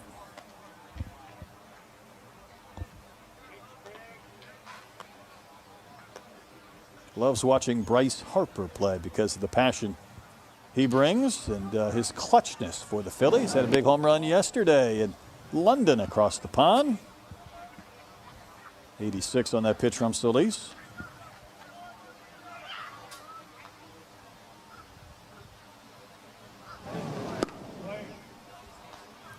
Well, he's got a little run away from these lefties, does Solis? Yes, he does. And like I said, the pitching's been good too, but we've still continued to have some really good swings. Very rarely have we seen out of control, really chase swing and miss. We've seen more patience from the hitters, I think, than more chase. And that just shows their advanced feel for hitting. Yeah, I like that thought process. You come into an event like this, and maybe your thought is, you get a little bit out of your rhythm. Maybe you swing at some pitches you might not normally do so in a true game situation. But when you can calm things down and slow things down, then you still kind of understand what you want to do so you can get a pitch in the zone and then get a base hit. It's amazing hitters at any level. If you throw a pitch right down the middle, that's probably not a ball that's going to be caught, and more than likely it might be a base hit. So Solis had not stayed at the heart of the zone. He did there, and then Marchetti gets another hit. Yeah, nice swing by Marchetti. I like how he stays inside the ball here, right? And that's what the best hitters in the world do. The best hitters in the world are left-handed hitters, they're trying to hit that ball to left center, right? And the right-handed hitters, they're trying to hit the ball to right center. Unfortunately, young players and players that don't have advanced feel or approach, they're trying to pull everything. You don't want to use the small part of the field. You want to use the big part of the field. And some of these young hitters are doing exactly that. This is Romoli. He reached on a fielder's choice right out of the gates today when we were kind of juggling our lineup and figuring out who was batting where. Romoli, I'd like to see maybe an opportunity here for trying to hit something on the ground. I'd like to see that that plus speed that he has in a 60-yard time. I'd like to see how it plays in a game. I like how you think. That one goes to the backstop at a free base.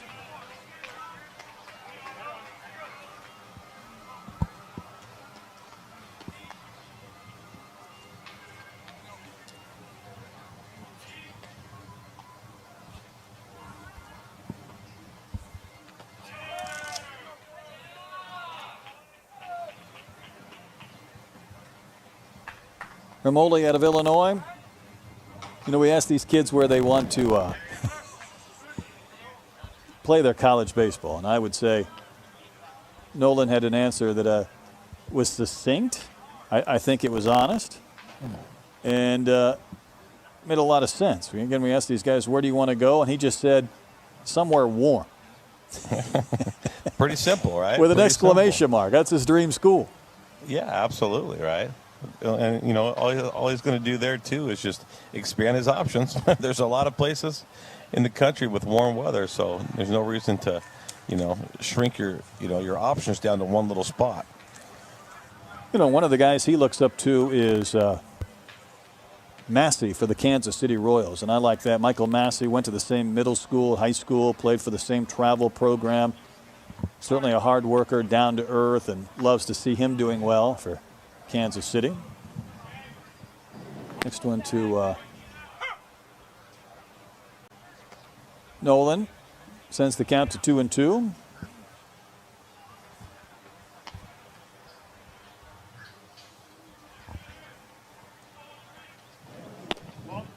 Every year his family started going on a Christmas cruise. So, again, that's another family that maybe we need to adopt or join.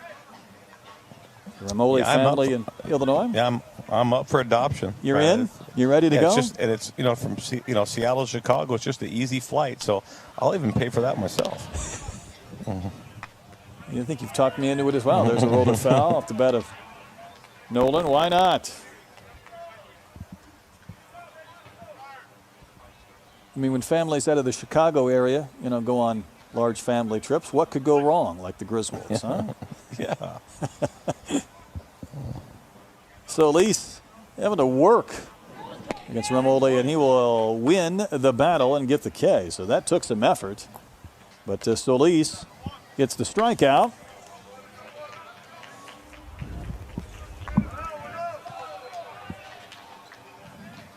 Yeah, good slider right there off the plate. Shows off with a little bit of hump early, but it's got good tilt and break. I believe our hitter is Wes Peterson out of Menlo Park, California, who's listed as a pitcher. He gets a chance to swing the bat here.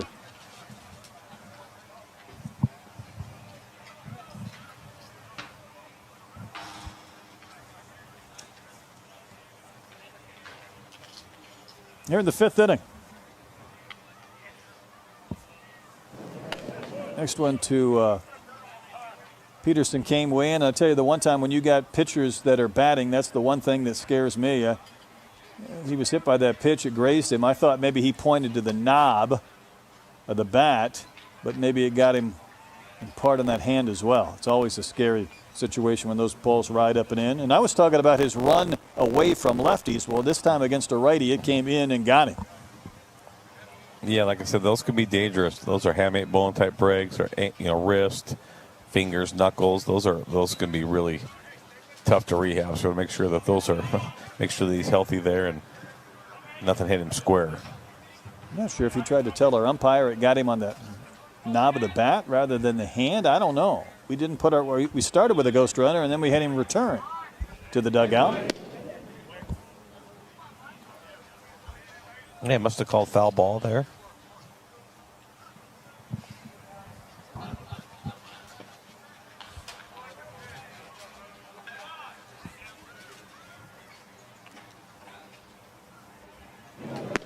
Next pitch carries a little bit outside.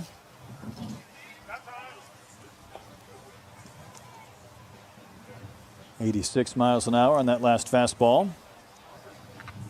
He's just pulling it a little bit. Got a little bit of fall to the left, to the first base side. The arm's dragging just a little bit. He kind of pulls it a little bit late, and the head follows. And Just taking him outside the strike zone just slightly.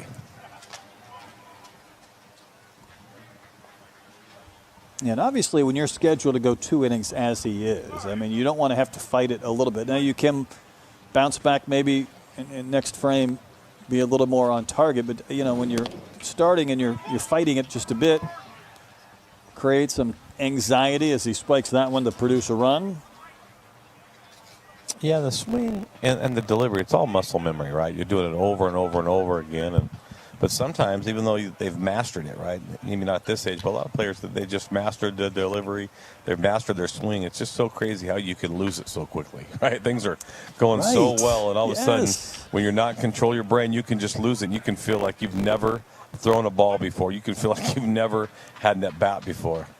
That's the unfairness about this game.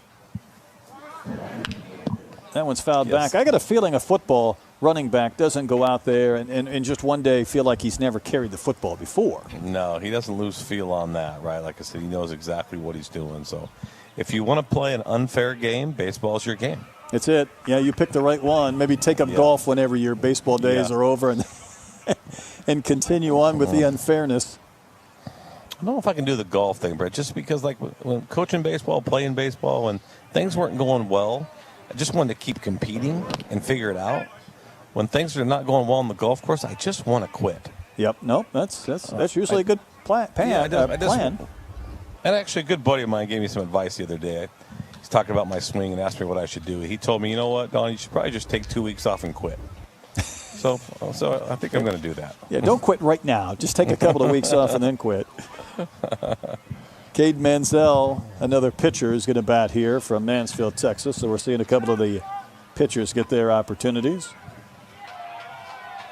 Peterson went down on strikes, so Solis has come back with a couple of Ks. So in between a few balls that he's maybe just kind of lost that command on, he's also been able to harness in the Ks and the strikeouts.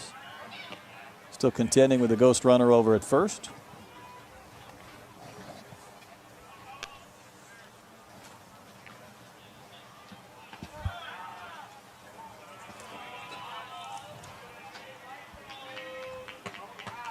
This is the young man who wants to start his own clothing brand at some point. That was not an easy throw down to second base, but that pitch coming up and in going to result in an easy bag.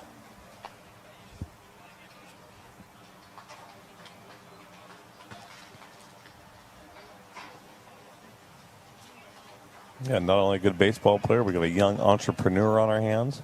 I like that. Got a pitch to hit there, but decided to take it for a called strike. Wants to finish his last couple of years in high school with straight A's. I love that goal. Says he's pure Ethiopian, so he's got an interesting story or background as well. Get another stolen base. At some point, you know, as much as we like to see these guys on the bases and whatnot, the ghost runners just create a little more havoc than maybe necessary for our poor catchers just trying to contend with, you know, finishing off this frame as best he can. Yeah, exactly. And the pitchers are not doing the catchers any favors. They're not trying to hold the runners, and they're not trying to slide step. They're trying to show more velocity than anything. So, obviously, the catchers really don't have an opportunity or really a chance to throw out, especially some of the best runners. No doubt. It's supposed to be Tyler Rodriguez. Hard to see right now if that is indeed him behind the plate. They do kind of rotate, and it looks like it is Tyler Rodriguez. You know, occasionally guys will be in for a couple of innings, sit for a couple of innings, come back for a different spot. We have a handful of catchers to work through, and we're going to throw another ghost runner out there. But it's Rodriguez who's contending with yet another. Running for gold is Dylan Walls.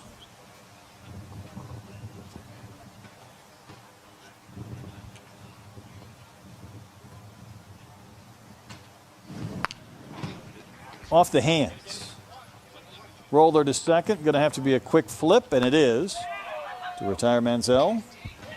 And in the inning. So Solis had a little bit of everything. Busy frame for Rodriguez behind the plate. 2-2 as we have completed 5 innings in game 2.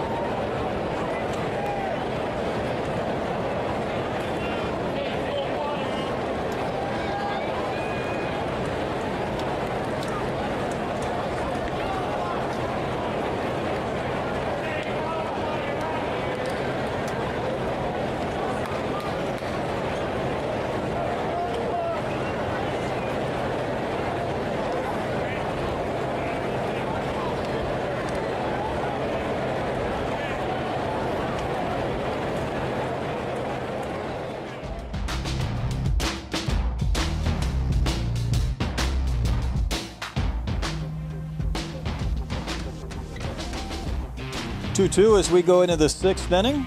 Not a lot of hits. Donnie, your thoughts on the first half of this game? Maybe some themes we've seen in the first game and a half. Yeah, just obviously good pitching, right? Doing a really good job of getting the count. The first couple arms I thought were doing a fantastic job of just getting strike one. When you get strike one, you get ahead in the count. Then you can go to your secondary stuff, and you're putting the hitters on their heels a little bit. Also, that part, there were some earlier punch outs. I think the hitters are doing a better job now of competing, seeing the ball a little bit deeper, but well played. And actually, let's not forget about some of the defense. We've had some outstanding plays as well. We have. We sure have. Saborn is back to the mound. Woodlands product, Jack Schmechtel. We saw him pitch yesterday.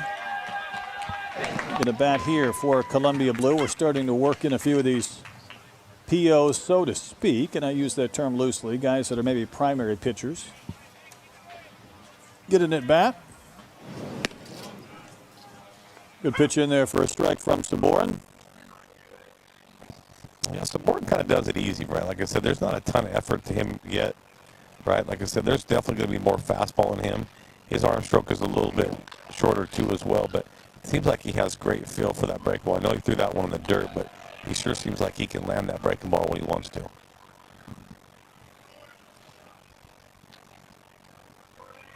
Three strikeouts and a double last inning.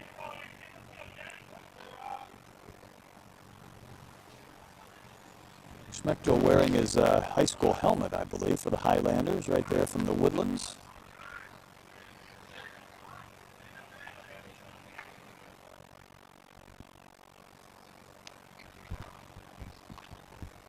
Facing Saborn in the 6th.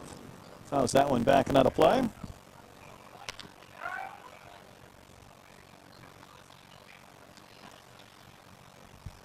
I think it's always interesting as a pitcher when you go out there for one inning. If you've had a great inning, you obviously want to do it again. If you've struggled a bit in the first, you have a chance to leave on a high note for the second.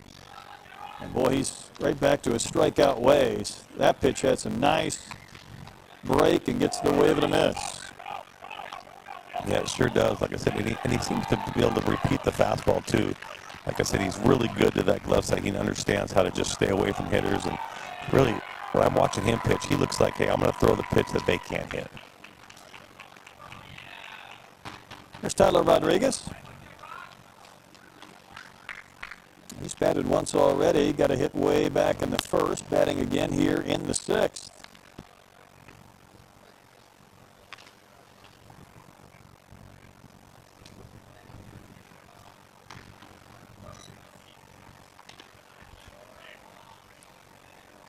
Got an observation for you as well that I don't think is going to surprise you considering the levels you watch.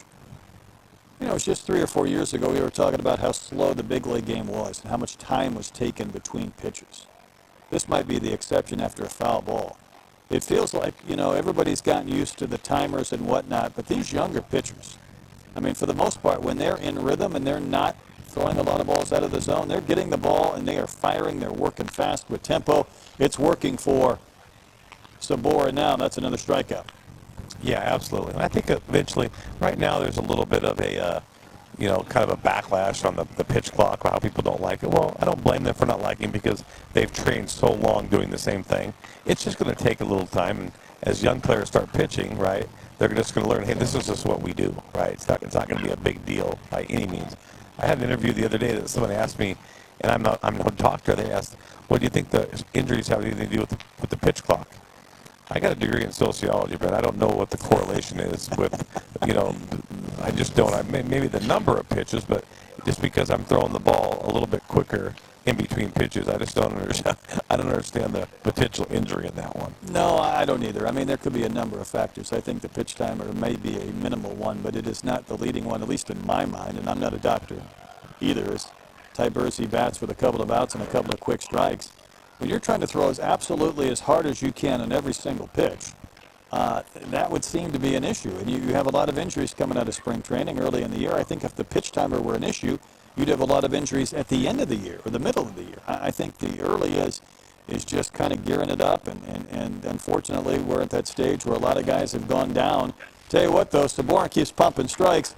Donnie, that is 6 Ks through 2 innings, and he had a lot of really nice pitches.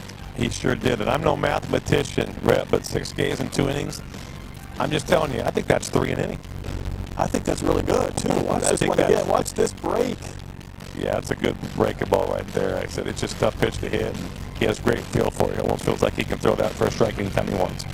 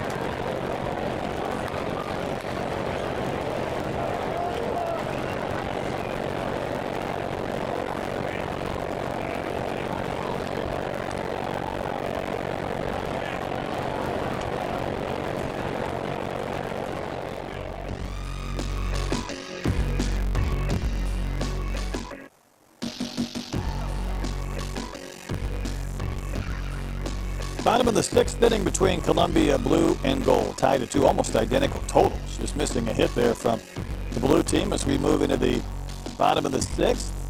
So again, the score and the results not really as important as the individual performances that come within the context of this team game. And Solis, who pitched in the 5th, is going to work another frame. He finished with a couple of Ks last inning. Also gave up a base hit, and there's Shoemaker ready to lay things off. So maybe one more opportunity for these hitters to get their looks at these pitchers from Columbia Blue and vice versa. Yeah, the one thing too I think it's probably more anxious, Brett, for the hitters because they know they only get 2 at bats, right?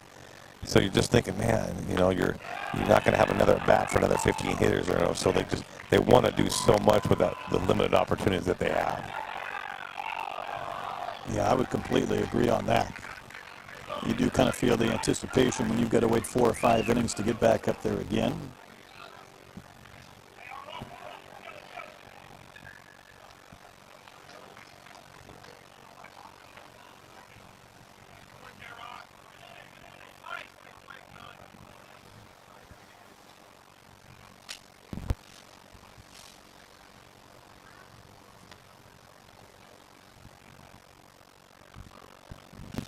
This is Shoemaker. He doubled in a run back in the 1st.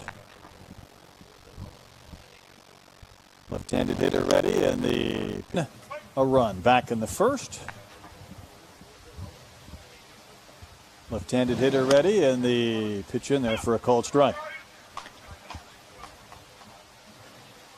Yeah, if I'm here, I'm going to try to go in on him a little bit. He's done a good job of just staying away with the swing. He's kind of flicked some balls the other way, but what I'm going to try to do is maybe try to jam him in that situation. Big chop at a 3rd, handled nicely. Safe at 1st. Yeah, he's got good speed. Chop this one to 3rd, and just third baseman's going to have to probably do a little bit better job of come up and get in this baseball because the runner speed and the ball speed is going to dictate what you do as coming to get the ball. And this was a big hop almost off the plate. Yeah, that was going to be a really tough play over at 1st. So Shoemaker gets the hit, and here's Hoddle. Strikeout victim back in the 1st. Boy, he fills up a batter's box, I'll say that. Yeah, he's not a little guy, that's for sure. Skied out there to shallow right, and the play is made. So quick out on Hoddle. So then you wait 4 or 5 innings. You get a pitch to hit, and you pop up or fly out, and you have to sit on that one for a few innings with these extensive batting lineups and these showcase formats. It sure is a frustrating game.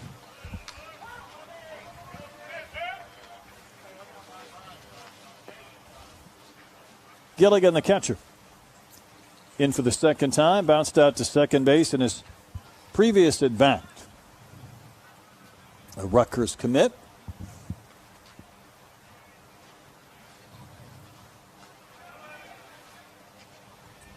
Lakeland Regional High School.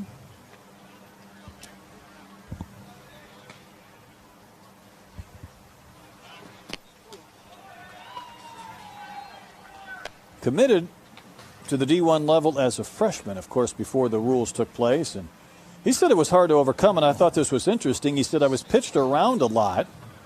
Wasn't used to that when I first made my commitment. Little chopper to third. That's almost a shift beater right there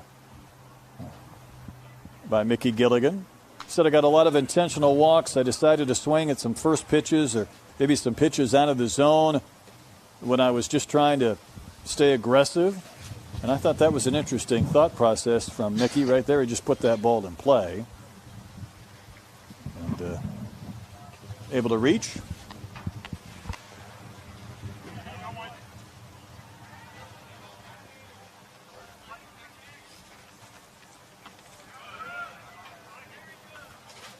This is South the scene. He flew out to right. His only time in, batting with a couple of teammates on base. And one out here in the sixth. Though it's limited looks with the run times, the BP, and the infield, outfield, just the throwing portion, I felt like we've got a pretty good idea about this short time of kind of who these guys are. Obviously, there's a lot more to their game, but I think we have seen enough, and they've been showing enough to kind of, like I said, get at least a feel on what type of player these guys are. No, I would agree. And obviously a lot of these guys are on some travel teams that we see at some of the other Perfect Game events, either this summer or maybe in Jupiter in the fall, and you get a further look at them against top-tier competition. But I think this format's pretty tried and true when it comes to being able to see a lot. 2 innings doesn't seem like a lot, but it is for a pitcher. And for a hitter, 4 at-bats might not seem like a lot. You do get the BP, and you get to see them in the field or running the bases, sometimes 2. And you got to credit the pitchers for the hitters, right? If the pitchers aren't throwing strikes, you don't get a great feel on the hitters, right? So the pitchers are definitely doing their job. They're not just letting them hit. There's some really good stuff up there. We've got some guys that are doing a good job of throwing some really good breaking balls today. That's what kind of stuck out to me today on the pitching side. There's been some really good breaking balls. But they've been around the plate. They've been around the strike zone. So they've given the hitters a good chance to take some good swings and have some decent at-bats. Way inside to South the scene. No, I'm with you. I think we've seen a lot of really good breaking balls. So when a pitcher might struggle for a 7 or 8 pitch sequence, or maybe he's not landing it or missing with his command, it stands out because, we have seen some really good arms and good stuff, although Solis dealing with a couple of runners here, and we might have an out at third base. And I think we do. Shoemaker is erased. The tag applied to third by Dylan Messina for the second out. Like the aggressiveness, for sure, but try to make the defense play catch, and did a good job of playing catch there. It's Tyler Rodriguez behind the plate, and he had a busy inning earlier just trying to handle the stuff of Solis and a few that missed.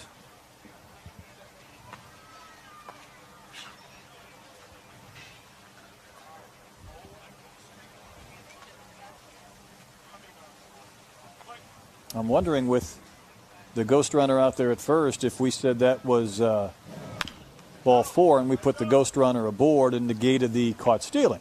And I think we did. Yeah. So there you have it.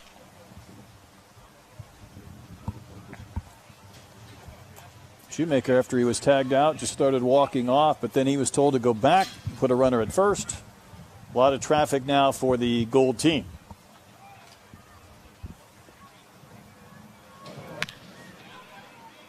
And that one sent foul down the line and right. The one thing about Solis, it feels like he's been able to kind of walk that tightrope. He might make a pitch or two that he's not pleased with and then come back and make a good one. Maybe deal with a couple of base runners and then get some out. So it's tested here. Yeah, he hasn't really never lost the inning, right? He's been able to control it again and kind of get it back. And like I said, he's always just seems like he's just about one pitch away. He feels like he can get that ground ball for that out when he needs it. Troy's almost had a couple of pitches hit him in the chin, so he's had to bend back out of the way. He's got some twitchy movements to him, and he's had to utilize those just to keep from wearing one. Yeah, I love guys that are willing to stand in there and wear pitches and get free bases, but probably not in the showcase setting. Right. This is not about winning games. This is about a showcase for the young men, and they've got to showcase their skills. Playback at third is going to be in time after South the scene hit one off of Solis that trickled away and resulted in a hit and an RBI. Remember, Gilligan had the infield chopper earlier, and Shoemaker had the infield single, so not a lot of hard hits. He's given up 3 hits this inning, and all 3 have been infield hits. Yeah, that's tough luck right there. Anytime you give up the ball on the ground in the infield, you think good things are going to happen for you. You think you're probably going to have a clean inning, but unfortunately, that's just a ball that he couldn't defend right there. If he fields it, it's just an easy out. A runner at third got a little bit too overzealous, and he was gunned down. So, even though there's 2 outs, this is the 5th batter. So one way or another, this should be the outcome in this frame. Jason Harris in, popped to third at his only previous at bat. Not close to the backstop, and it's going to result in an easy advancement for both of the runners still out there.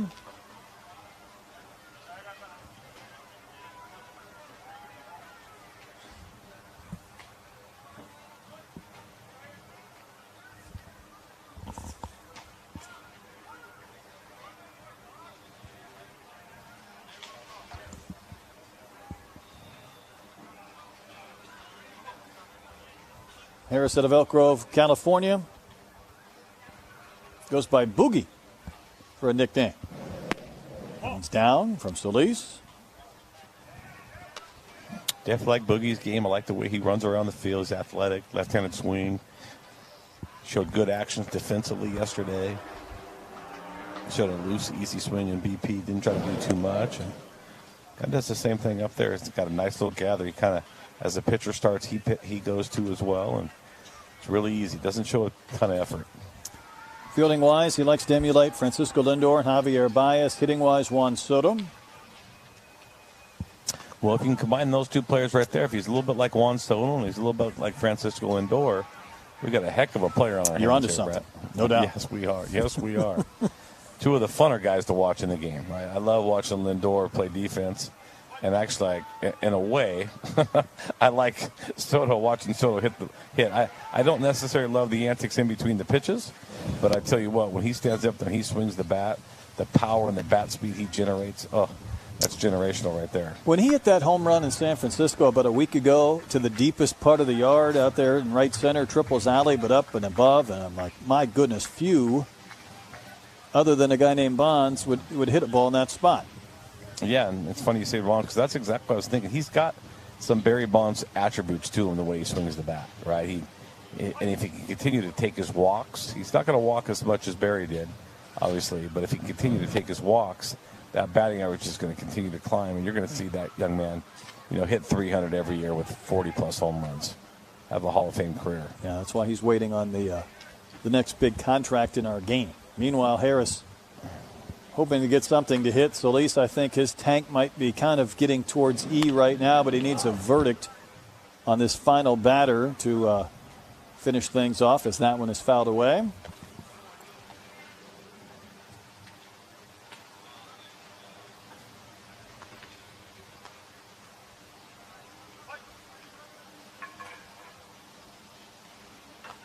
Should be only fastball counts. Good pitch for a strike to Jason Harris.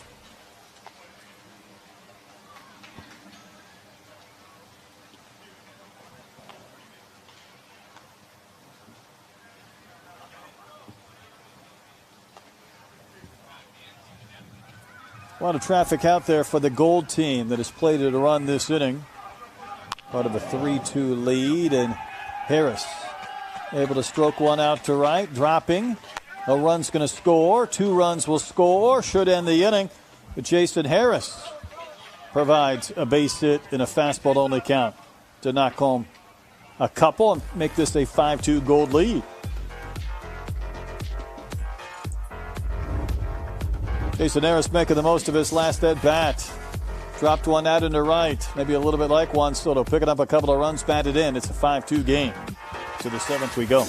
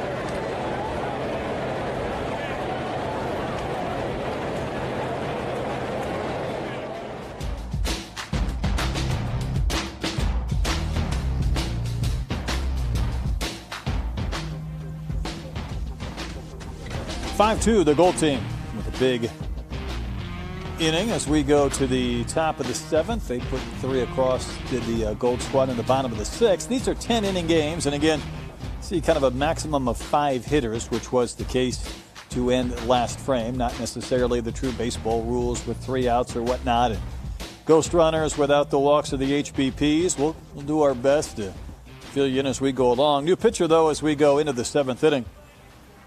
Cole Marchetti out of New Jersey is on a pitch. We've seen him get a pair of hits today. Now we get to see him throw. And power pitcher on the mound is his scouting report, up to 88 in the winter of spring. Fastball, 2-seam, 4-seam, curveball mix. And we'll throw an occasional changeup.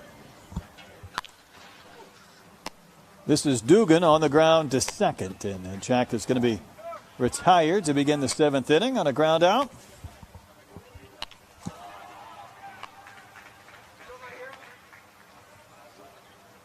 Dubront over at first, able to handle that throw.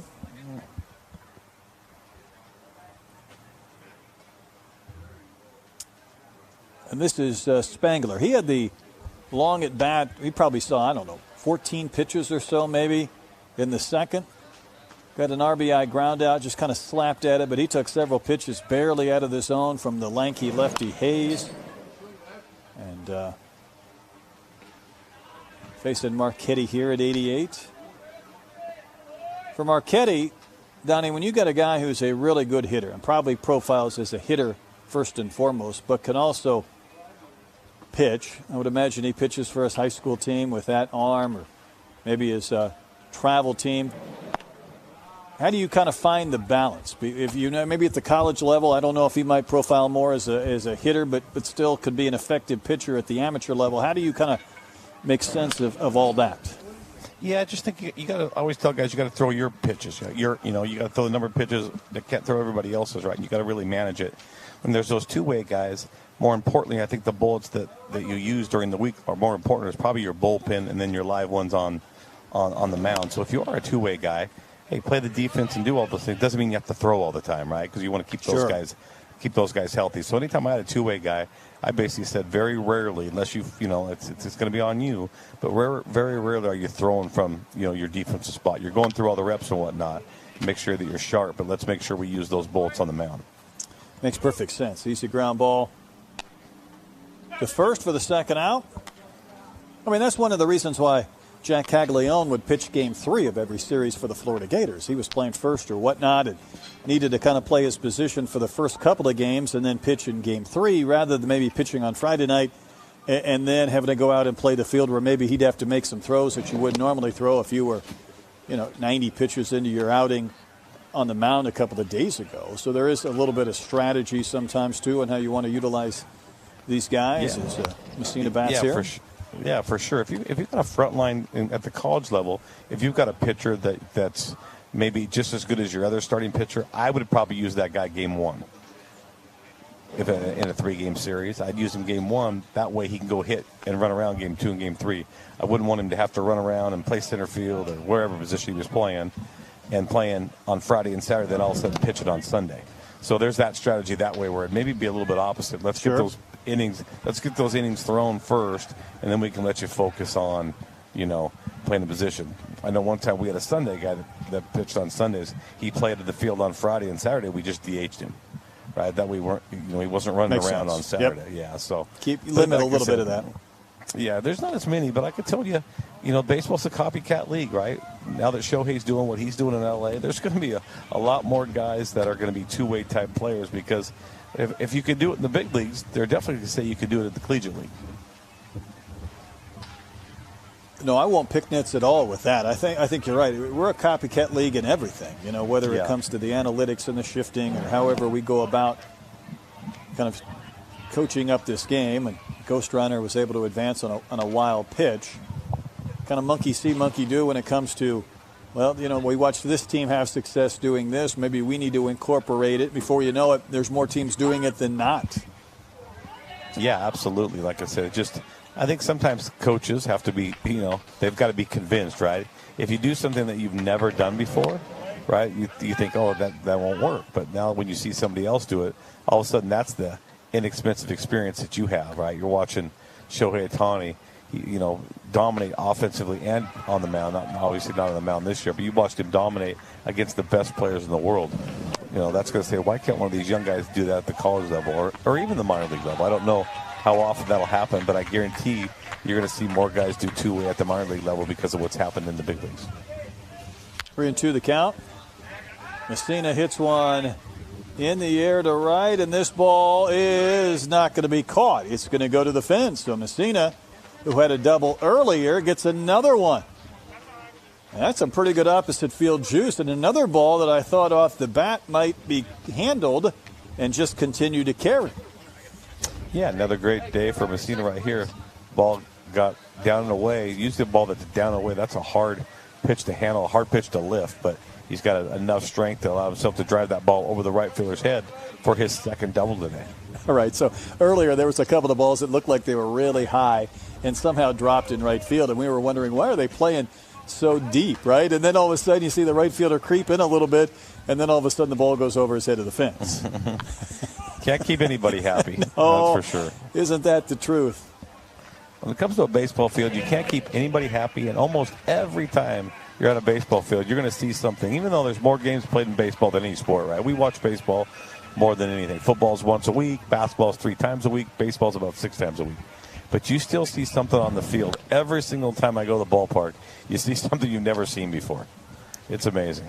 Yeah, no, I completely agree. It's Rathman bats, and it's kind of fun just to wonder what that might be each and every week.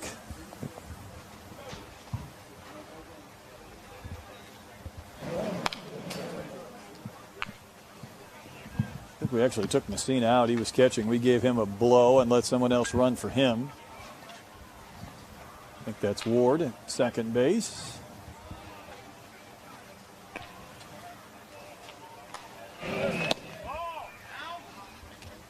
He's going to try and steal third, and that throw is going to end up in left.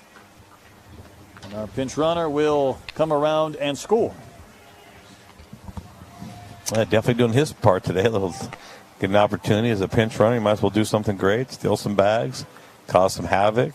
Anytime you're stealing baseball, you're stealing bags, and the defense is just throwing balls away, trying to get you out. Those coaches are they're going to recognize that. How about that chopper into the hole, handled by the shortstop, and the throw pulled our first baseman Dubront from the bag, kind of equally placed between third and short, and Rathman is going to reach. That's one of those plays, if the third baseman can't get it, going to his left. The shortstop, Harris, was probably not going to really have much play. Yeah, there's just truly no play right there if he doesn't cut that off. And like I said, we'll take a little bit of responsibility. We talked about how clean the games have been going and everything's going well. So now we're throwing some balls around a little bit. So it's just our fault. We should have just let it keep going. And, it is, yep. Let it play clean baseball. Especially late in the game, late in the second game when you start to get a little bit low on maybe some players, and you have some guys that are going to throw their innings regardless if they're sharp or not. I mean, that is the one thing about a showcase, and that's why you face a minimum of 3 or a maximum of 5 batters. And this is still in Messina here, and the throw nearly ends up in center, and our runner slid right off the base, though. That will result in an out, so Rathman does make the final out at second base when he just couldn't stop. But Messina had another double. He's had a good day. A couple of big swings, a couple of 2-base hits. Part of a 2-run inning for Columbia Blue.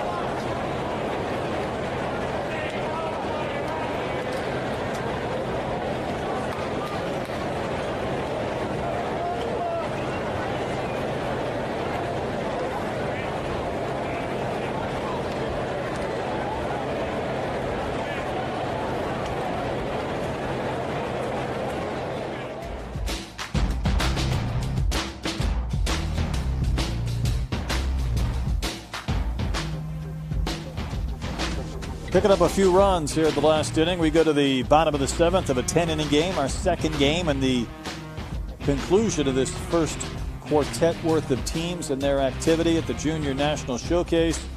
New pitcher scheduled to go just one inning is Andrew Dawson. That could change, always TBA, so to speak, but we have seen Dawson as a position player, and now he will work here in the bottom of the 7th inning to the Gold Squad. Illinois native.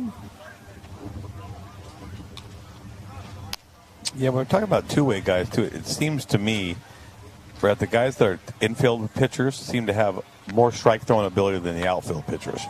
Right? They just seem to have to be a little bit more accurate with their throws on the infield, obviously. So it seems like more of the two-way guys are better strike throwers from the infielders, but it seems like there's more arm strength from the outfielder pitchers. Okay, see, that makes perfect sense. I really hadn't even given that a lot of thought, but as you explain it, I'm not going to argue in the least. And here's Gravely.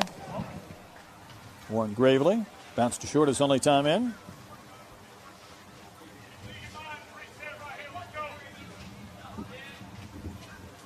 Maybe those guys in the outfield could throw the ball further, just not as accurate as the infielders. Yes, they can usually.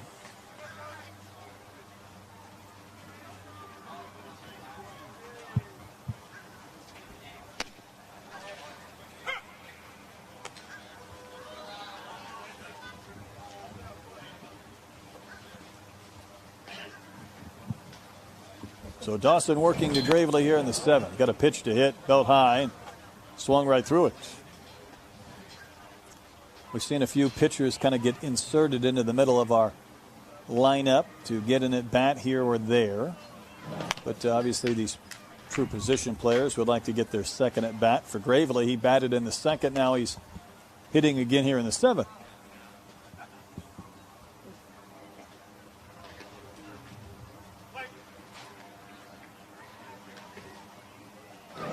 Working with some tempo, and there's a chopper up the middle on the carpet. Handled it short. Well, I spoke too soon. It was not handled. It was bobbled, and Gravely is going to reach. I think you kind of get caught in the bounces there all of a sudden and get locked up from a footwork standpoint. And the play was not made. Again, you've got some good runners here, too, so some of the guys here with the plus speed, they're definitely going to put pressure on the defense. Sometimes you'll go to a ballpark and maybe guys aren't running or giving the effort that they want, but they know here they're being evaluated. Everything's on the clock, so they're going to try to make sure that they get their best, home to first times as they can. So the harder they run, the more pressure they put on the defense, and the more pressure on the defense, that's kind of where some of those mistakes show up. Yeah, I can buy it. Carry-on couldn't handle it, but you understand these guys are running at full speed. This is Zadunik. He lined out to first on a great play that caught our attention way back in the 3rd inning.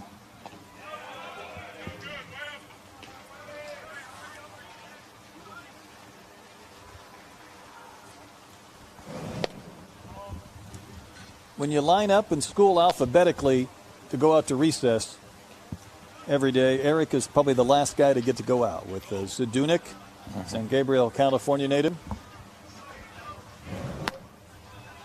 Pitch is high for a ball.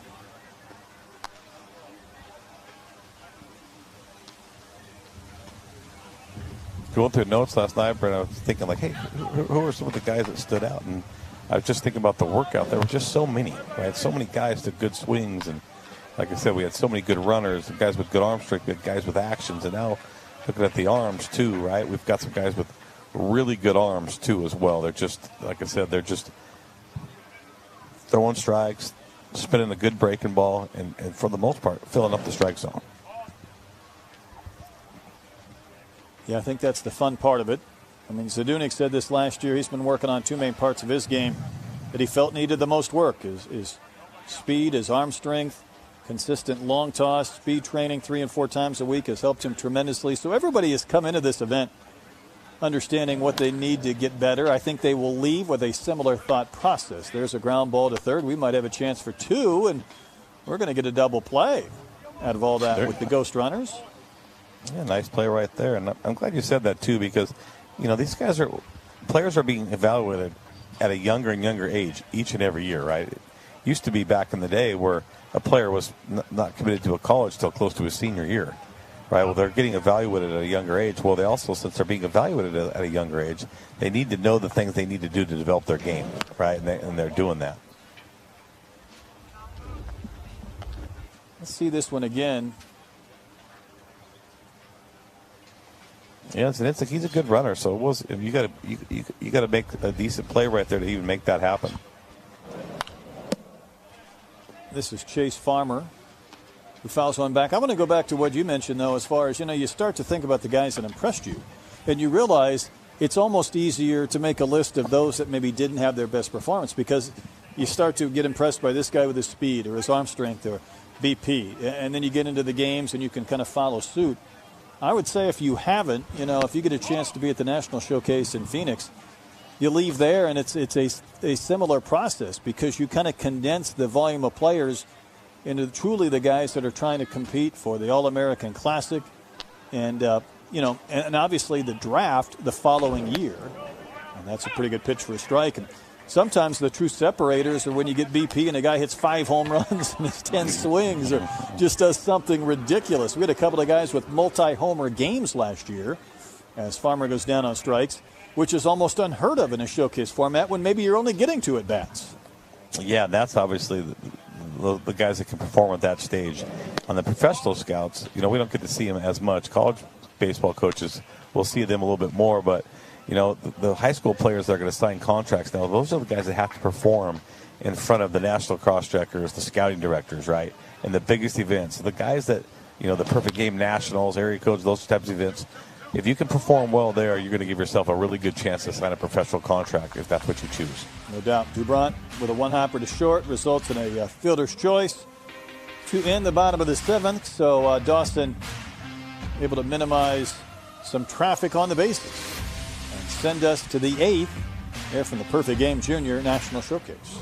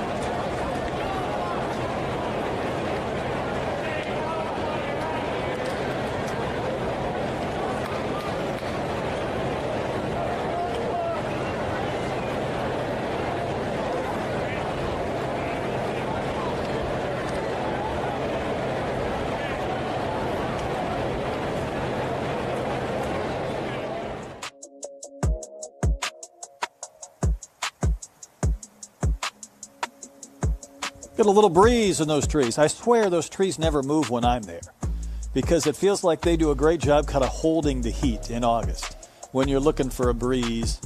And you're talking to a guy, Donnie, who spent a lot of time in Tucson, Arizona, and a lot of time in Houston, Texas. But Atlanta affects me more than about anything when it gets there. But it looks like today, a little break with some wind. Well, this is a guy from the Northwest right here, Ren. So I really haven't had the heat. I envy you, though, at times, for sure. I really envy you. But I'll tell you what, living in the Northwest this time of the year from, I don't know, May 1 to October 1, where I live, might be one of the best places in the world. You're right. Dylan Messina with a pop-up to third. A couple of years ago with MLB Network, got to come through in a couple of YouTube games of the week to Seattle in the summer. And great experience. I do love the heat, however, so I'm not running from it. But I will say Tucson and Houston will test you. How about two pitchers and 2 outs? So all Marchetti has done is get a pop-up to third and a ground ball to short. Nicely done from an efficiency standpoint. Yeah, he's definitely done his part, and that's about putting it on the plate. When you put it on the plate, good things happen.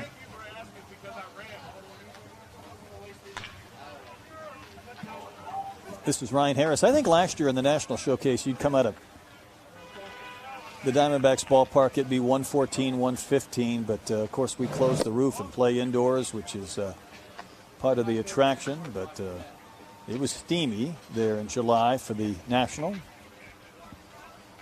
Marchetti working with a little bit of tempo as well, and he's around the zone again, 1-1.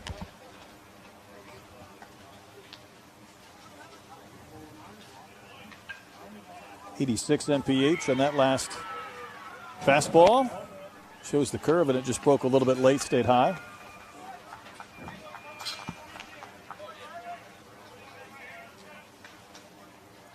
Tell you what, I look at that guy right there from that side angle, and as a West Coast guy, you're going to know who I'm talking about. That looked like Carlos Quentin to me.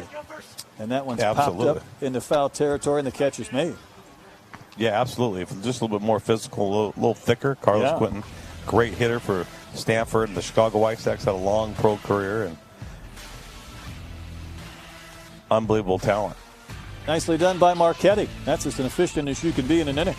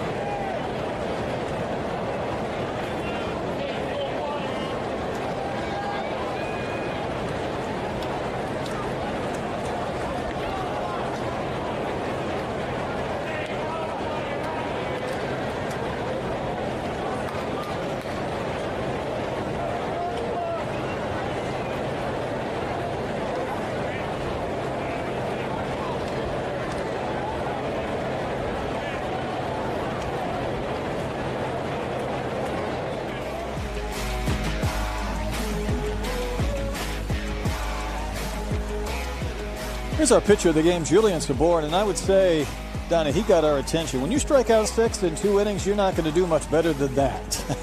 Yeah, like I said, that right there is a plus slider right there. He can throw it to, like I said, he can throw it to right-handers and left-handers. Sometimes it's more of a curveball at times because it's got that down action. But like I said, they really had no chance against that breaking ball, Brent. You know, you leave here, sometimes guys kind of put themselves on the map and you make an impression because all the PG's evaluators are there. And, you know, a lot of these guys are still looking for college commitments and whatnot, but you can really leapfrog up those perfect game rankings that we've referenced from time to time. You can put yourself in a good spot for some more accolades and attention to come. You absolutely can. And another thing that maybe you didn't say, Brent, was that these kids also realize they're coming here to play against some of the other best, right? Not just themselves. They know they're good players. Or they wouldn't be invited. They wouldn't be here. But when you come to an environment like this and you dominate like he did, now where's his confidence go? His confidence goes through the roof and thinking, hey, if I can dominate these guys, I can dominate anybody. Yeah, I hadn't thought about that, but you're right. As Branson Crawford pitches, we saw him with a 1-9 pop time behind the plate out of Gainesville, Georgia, and now get to see him on the mound. But confidence is such a fickle thing in our game. But you leave here feeling pretty good about yourself. Yep, confidence is definitely a choice. Either you decide you have it, or you decide that you don't. Nobody can really give it to you or take it away, but it's all about you. But like I said, those good performances that you have, and then also on the other end, when you don't have a great performance, you can also spin it and go, hey, I wasn't great this weekend, but hey, man, I was playing against some really good guys. So you got to talk good to yourself. Yeah, perspective is a big part of baseball and life. Yep. And a ground out baseball to start definitely is life. Baseball definitely is life. I'm telling you, I'm not sure if there's any other sport that does a better job of just mirroring life than baseball. I'm with you. And this is Dylan Walls, who bounced out to second his only time in. Had one ground out. Might we get another one? You got to wait for the hop here. That's going to create some problems, and the throw to first is not in time as Walls beats it out with a hit. And that's another, you speaking of confidence, you know, you want to square balls up. You want to make good contact in a showcase format. The results aren't sometimes as important as the swings. And the result there, though, might, from a confidence standpoint, mean more because you get the base hit. It kind of clears your mind a little bit, even though, you know, it was not great contact. It was just a high chopper on the turf. Yeah, and then also if you're a runner, too, right, you get to show off that run tool because obviously everybody's looking for speed, so. it's just another opportunity to showcase what you can do.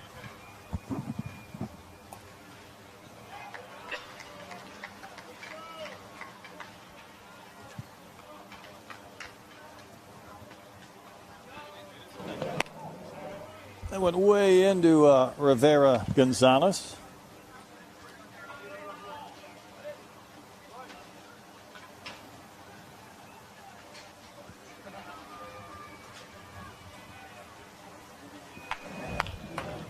Big swing, but a foul ball back and out of play. Yeah, good swing right there. Nice rhythm. A little bit underneath the baseball, but it's got a nice little gathering lobe. Pretty much dancing with the pitcher. And that's not easy to get to with an 86-mile-an-hour fastball up, especially with wood bats. These guys swing wood a lot, but like I said, it's obviously a little bit more difficult swinging wood than aluminum. The breaking ball gets Rivera Gonzalez for the second out of the inning. Watch this curve again. Yeah, good spin right there. That's the pitch, though. I think he thought it was maybe a little off the plate. That's the pitch you're looking to attack, though. You're looking to attack the up breaking ball. Anytime the breaking ball starts down, it's going to stay down, right? You're looking for that one that pops up right there. And kind of got away with one right there. This is Swanson. Ottawa, Illinois. There's a bouncer up the middle. Handled near second. Little nifty throw will retire Swanson to end the eighth inning. So Crawford, the catcher / pitcher, had an effective inning, giving up just the one hit, shortening this game. See if he is scheduled for just the one. It's going to send us to the ninth inning.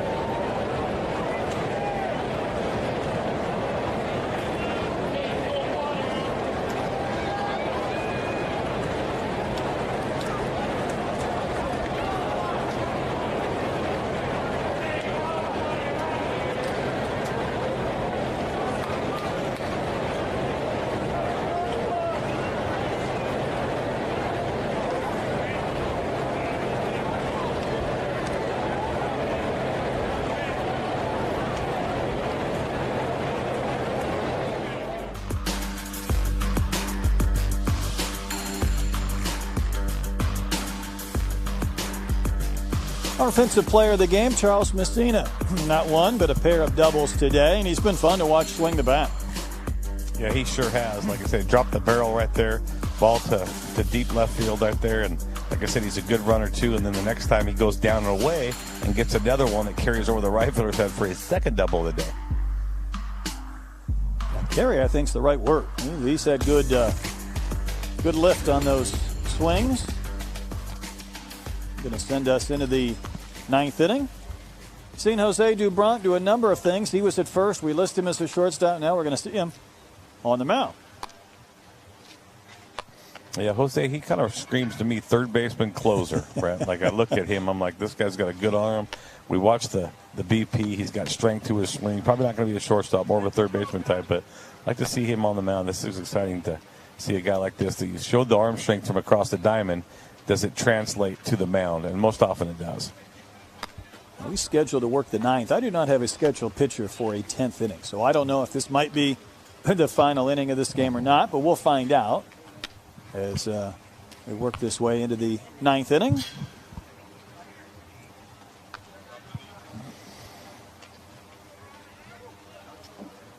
Well, either way, we'll be here. Yeah, there's no doubt. And our next crew, they'll be waiting patiently for teams 5 through 8 for their skills workout, and then even a busy Monday ahead. We've got 3 straight games tomorrow morning that we're ready to crank out. But this is Drew Ward first at Pasadena.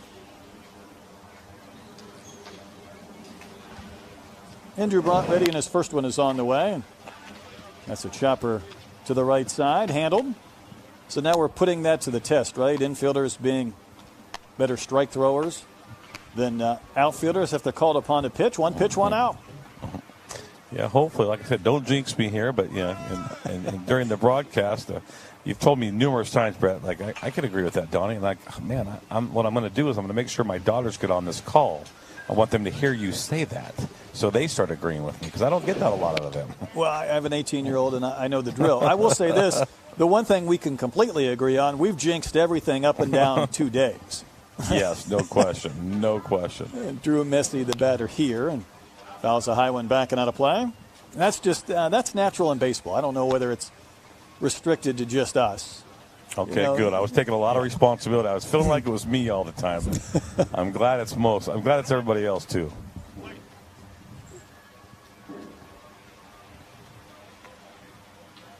Messi waiting, and that one floats outside from Dubront. Messi popped to short. His only time in. Messi's probably got one of the best setups and stances for me, Brett. I really like what he does. I like his balanced position, like his hand position. He's got the leg kick. It's not easy to have. When I'm working with hitters, I don't teach a lot of the leg kicks just because it's difficult. I love when a guy can do it, but very rarely do I ask him to do it. But he really does it with ease right here. Nice setup, nice little gather. It looks like he does a good job of looking for pitches that are in the strike zone. Doesn't look like he chases too much. No, I would agree. And I think sometimes these left-handed swings just look pretty to begin with, especially when you've got the good starting point, mechanics and whatnot. Yeah, that's what they're supposed to look like right there. Supposed to. The left-handed swings just always look a little bit prettier. Tagged in the air to center field. Well, that ball's hit well, but Messi's going to be retired. The ghost runner back to first. Messi knew he was going to get a fastball. And, when you're in those situations after you've accepted what should have been a walk or even a hit batter, you want to time it up. You want to take a good swing, and he did, but he was retired. Yeah, you want to time it up and take a good swing and actually stay within yourself. That's where the mental game really comes in.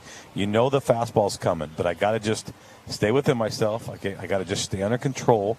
There's no reason, right, to swing hard. You know the fastball's coming, so he's probably going to throw a little harder than he normally does, right, because he knows he has to throw that pitch. So he's going to supply the power for you. There's no reason to, get out of your shoes and get out of your stance and get out of your swing. You just try to do it easy. Miguel De Leon fouls one back and out of play.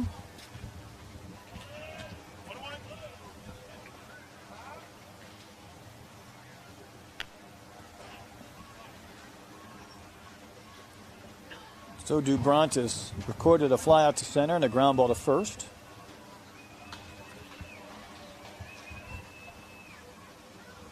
Feels like Leon is about a foot off the plate. Either that or just the way our catcher's setting up. And that ball tagged in the gap to right center field. And a sliding attempt.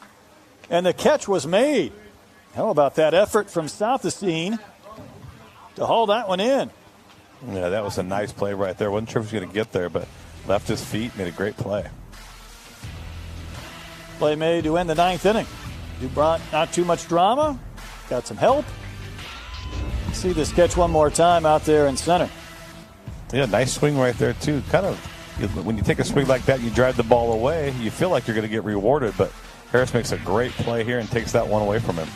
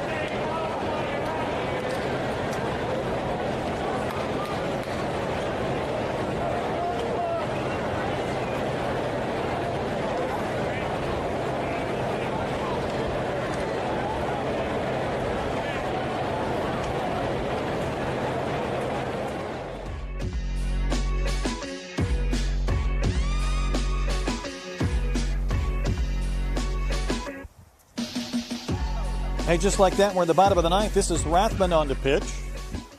Believe this should be the final half inning, but Ethan Rathman is on to work in the bottom of the ninth inning. And this is Marchetti. He's had 2 hits, so he has a chance for a rare 3-hit showcase game. Yeah, absolutely. It's rare just to have a 3-at-bat game, yes. But have also the opportunity to have a 3-hit game too as well.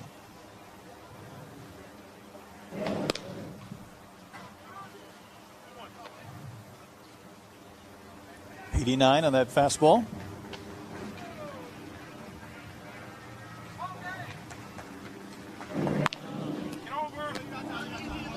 On the ground to first. Easy play, so Marchetti will not get his third base hit. Probably just thankful for the at-bat, though. Nice to, like I said, get that third one there. You know, these guys are big-time competitors. I'm quite sure they're chomping at the bit. You know, you're used to playing in a game where there's 9 hitters, and now you're hitting 15, right? So yeah. they're not getting the opportunities that they want to get. So nice for him to get that third at bat. Even to the point where our pitchers can get a second at bat. Here for Wes Peterson at Menlo Park, California. Went down on strikes in his previous at bat mid-game.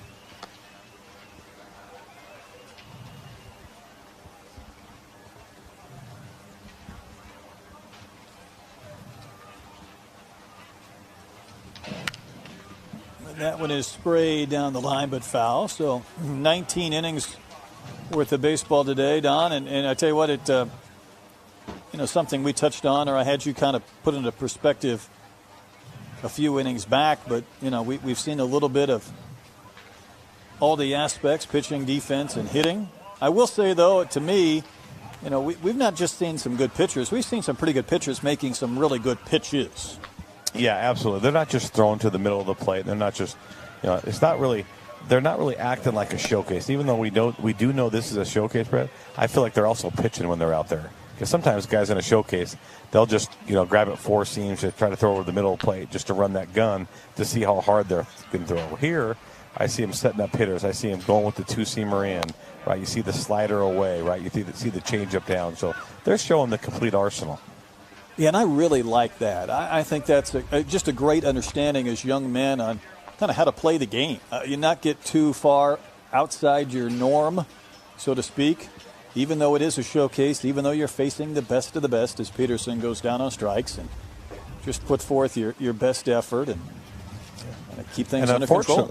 And unfortunately, Brett, there's no question players are bigger, stronger, and faster than they've ever been, right?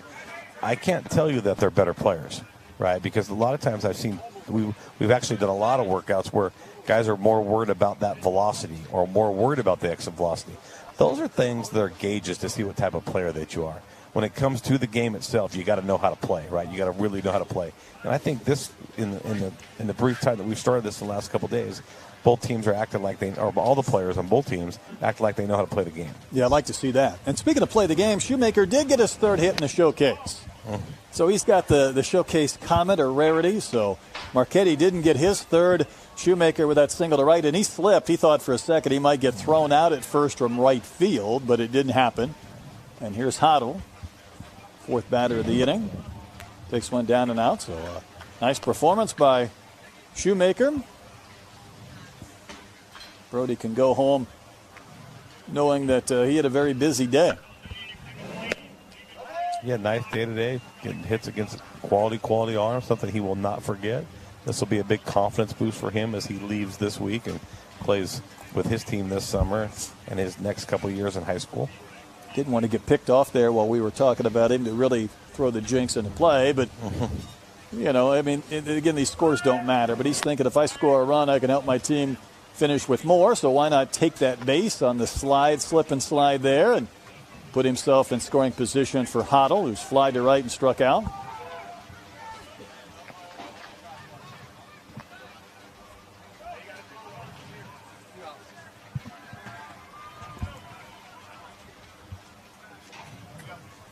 So Rathman got a ground out and a strikeout, give up the single to Shoemaker. Fighting his command just a bit here to Hoddle. And there's a bouncer to the right side. Big hop off the carpet. Huddle is thrown out, and that should do it for our second game, and I think it will. And Danny, I'm going to give you maybe the final words of wisdom here after game 2 between Gold and Columbia Blue. Yeah, I just thought a well-played game for the most part. Like I said, they're pretty evenly played. I thought we saw some really good breaking balls. Like I said, there wasn't as big of velo maybe as we saw before, but and consistently, once again, I think we're seeing a bunch of hitters that really have an advanced approach. They're trying to stay inside the ball. Like a swing like that, you don't see that a lot, right? And it's been actually outstanding this week. Yeah, well done all the way around. From our production crew to our folks on the scene. Coming up next, team workouts. We're going to welcome in teams 5 through 8. So don't go anywhere. All of that coming up on perfectgame.tv. And tomorrow morning we have 3 different games before we welcome in yet another team. So busy week here from the Perfect Game Junior National Showcase in East Cobb and Marietta, Georgia. 5-5. We finish after 9. For Donnie Marbin and our entire crew, I'm Brett Dolan. Thanks for tuning in. Chris Sylvester and company will take over soon when we come back with teams 5 through 8 on perfectgame.tv.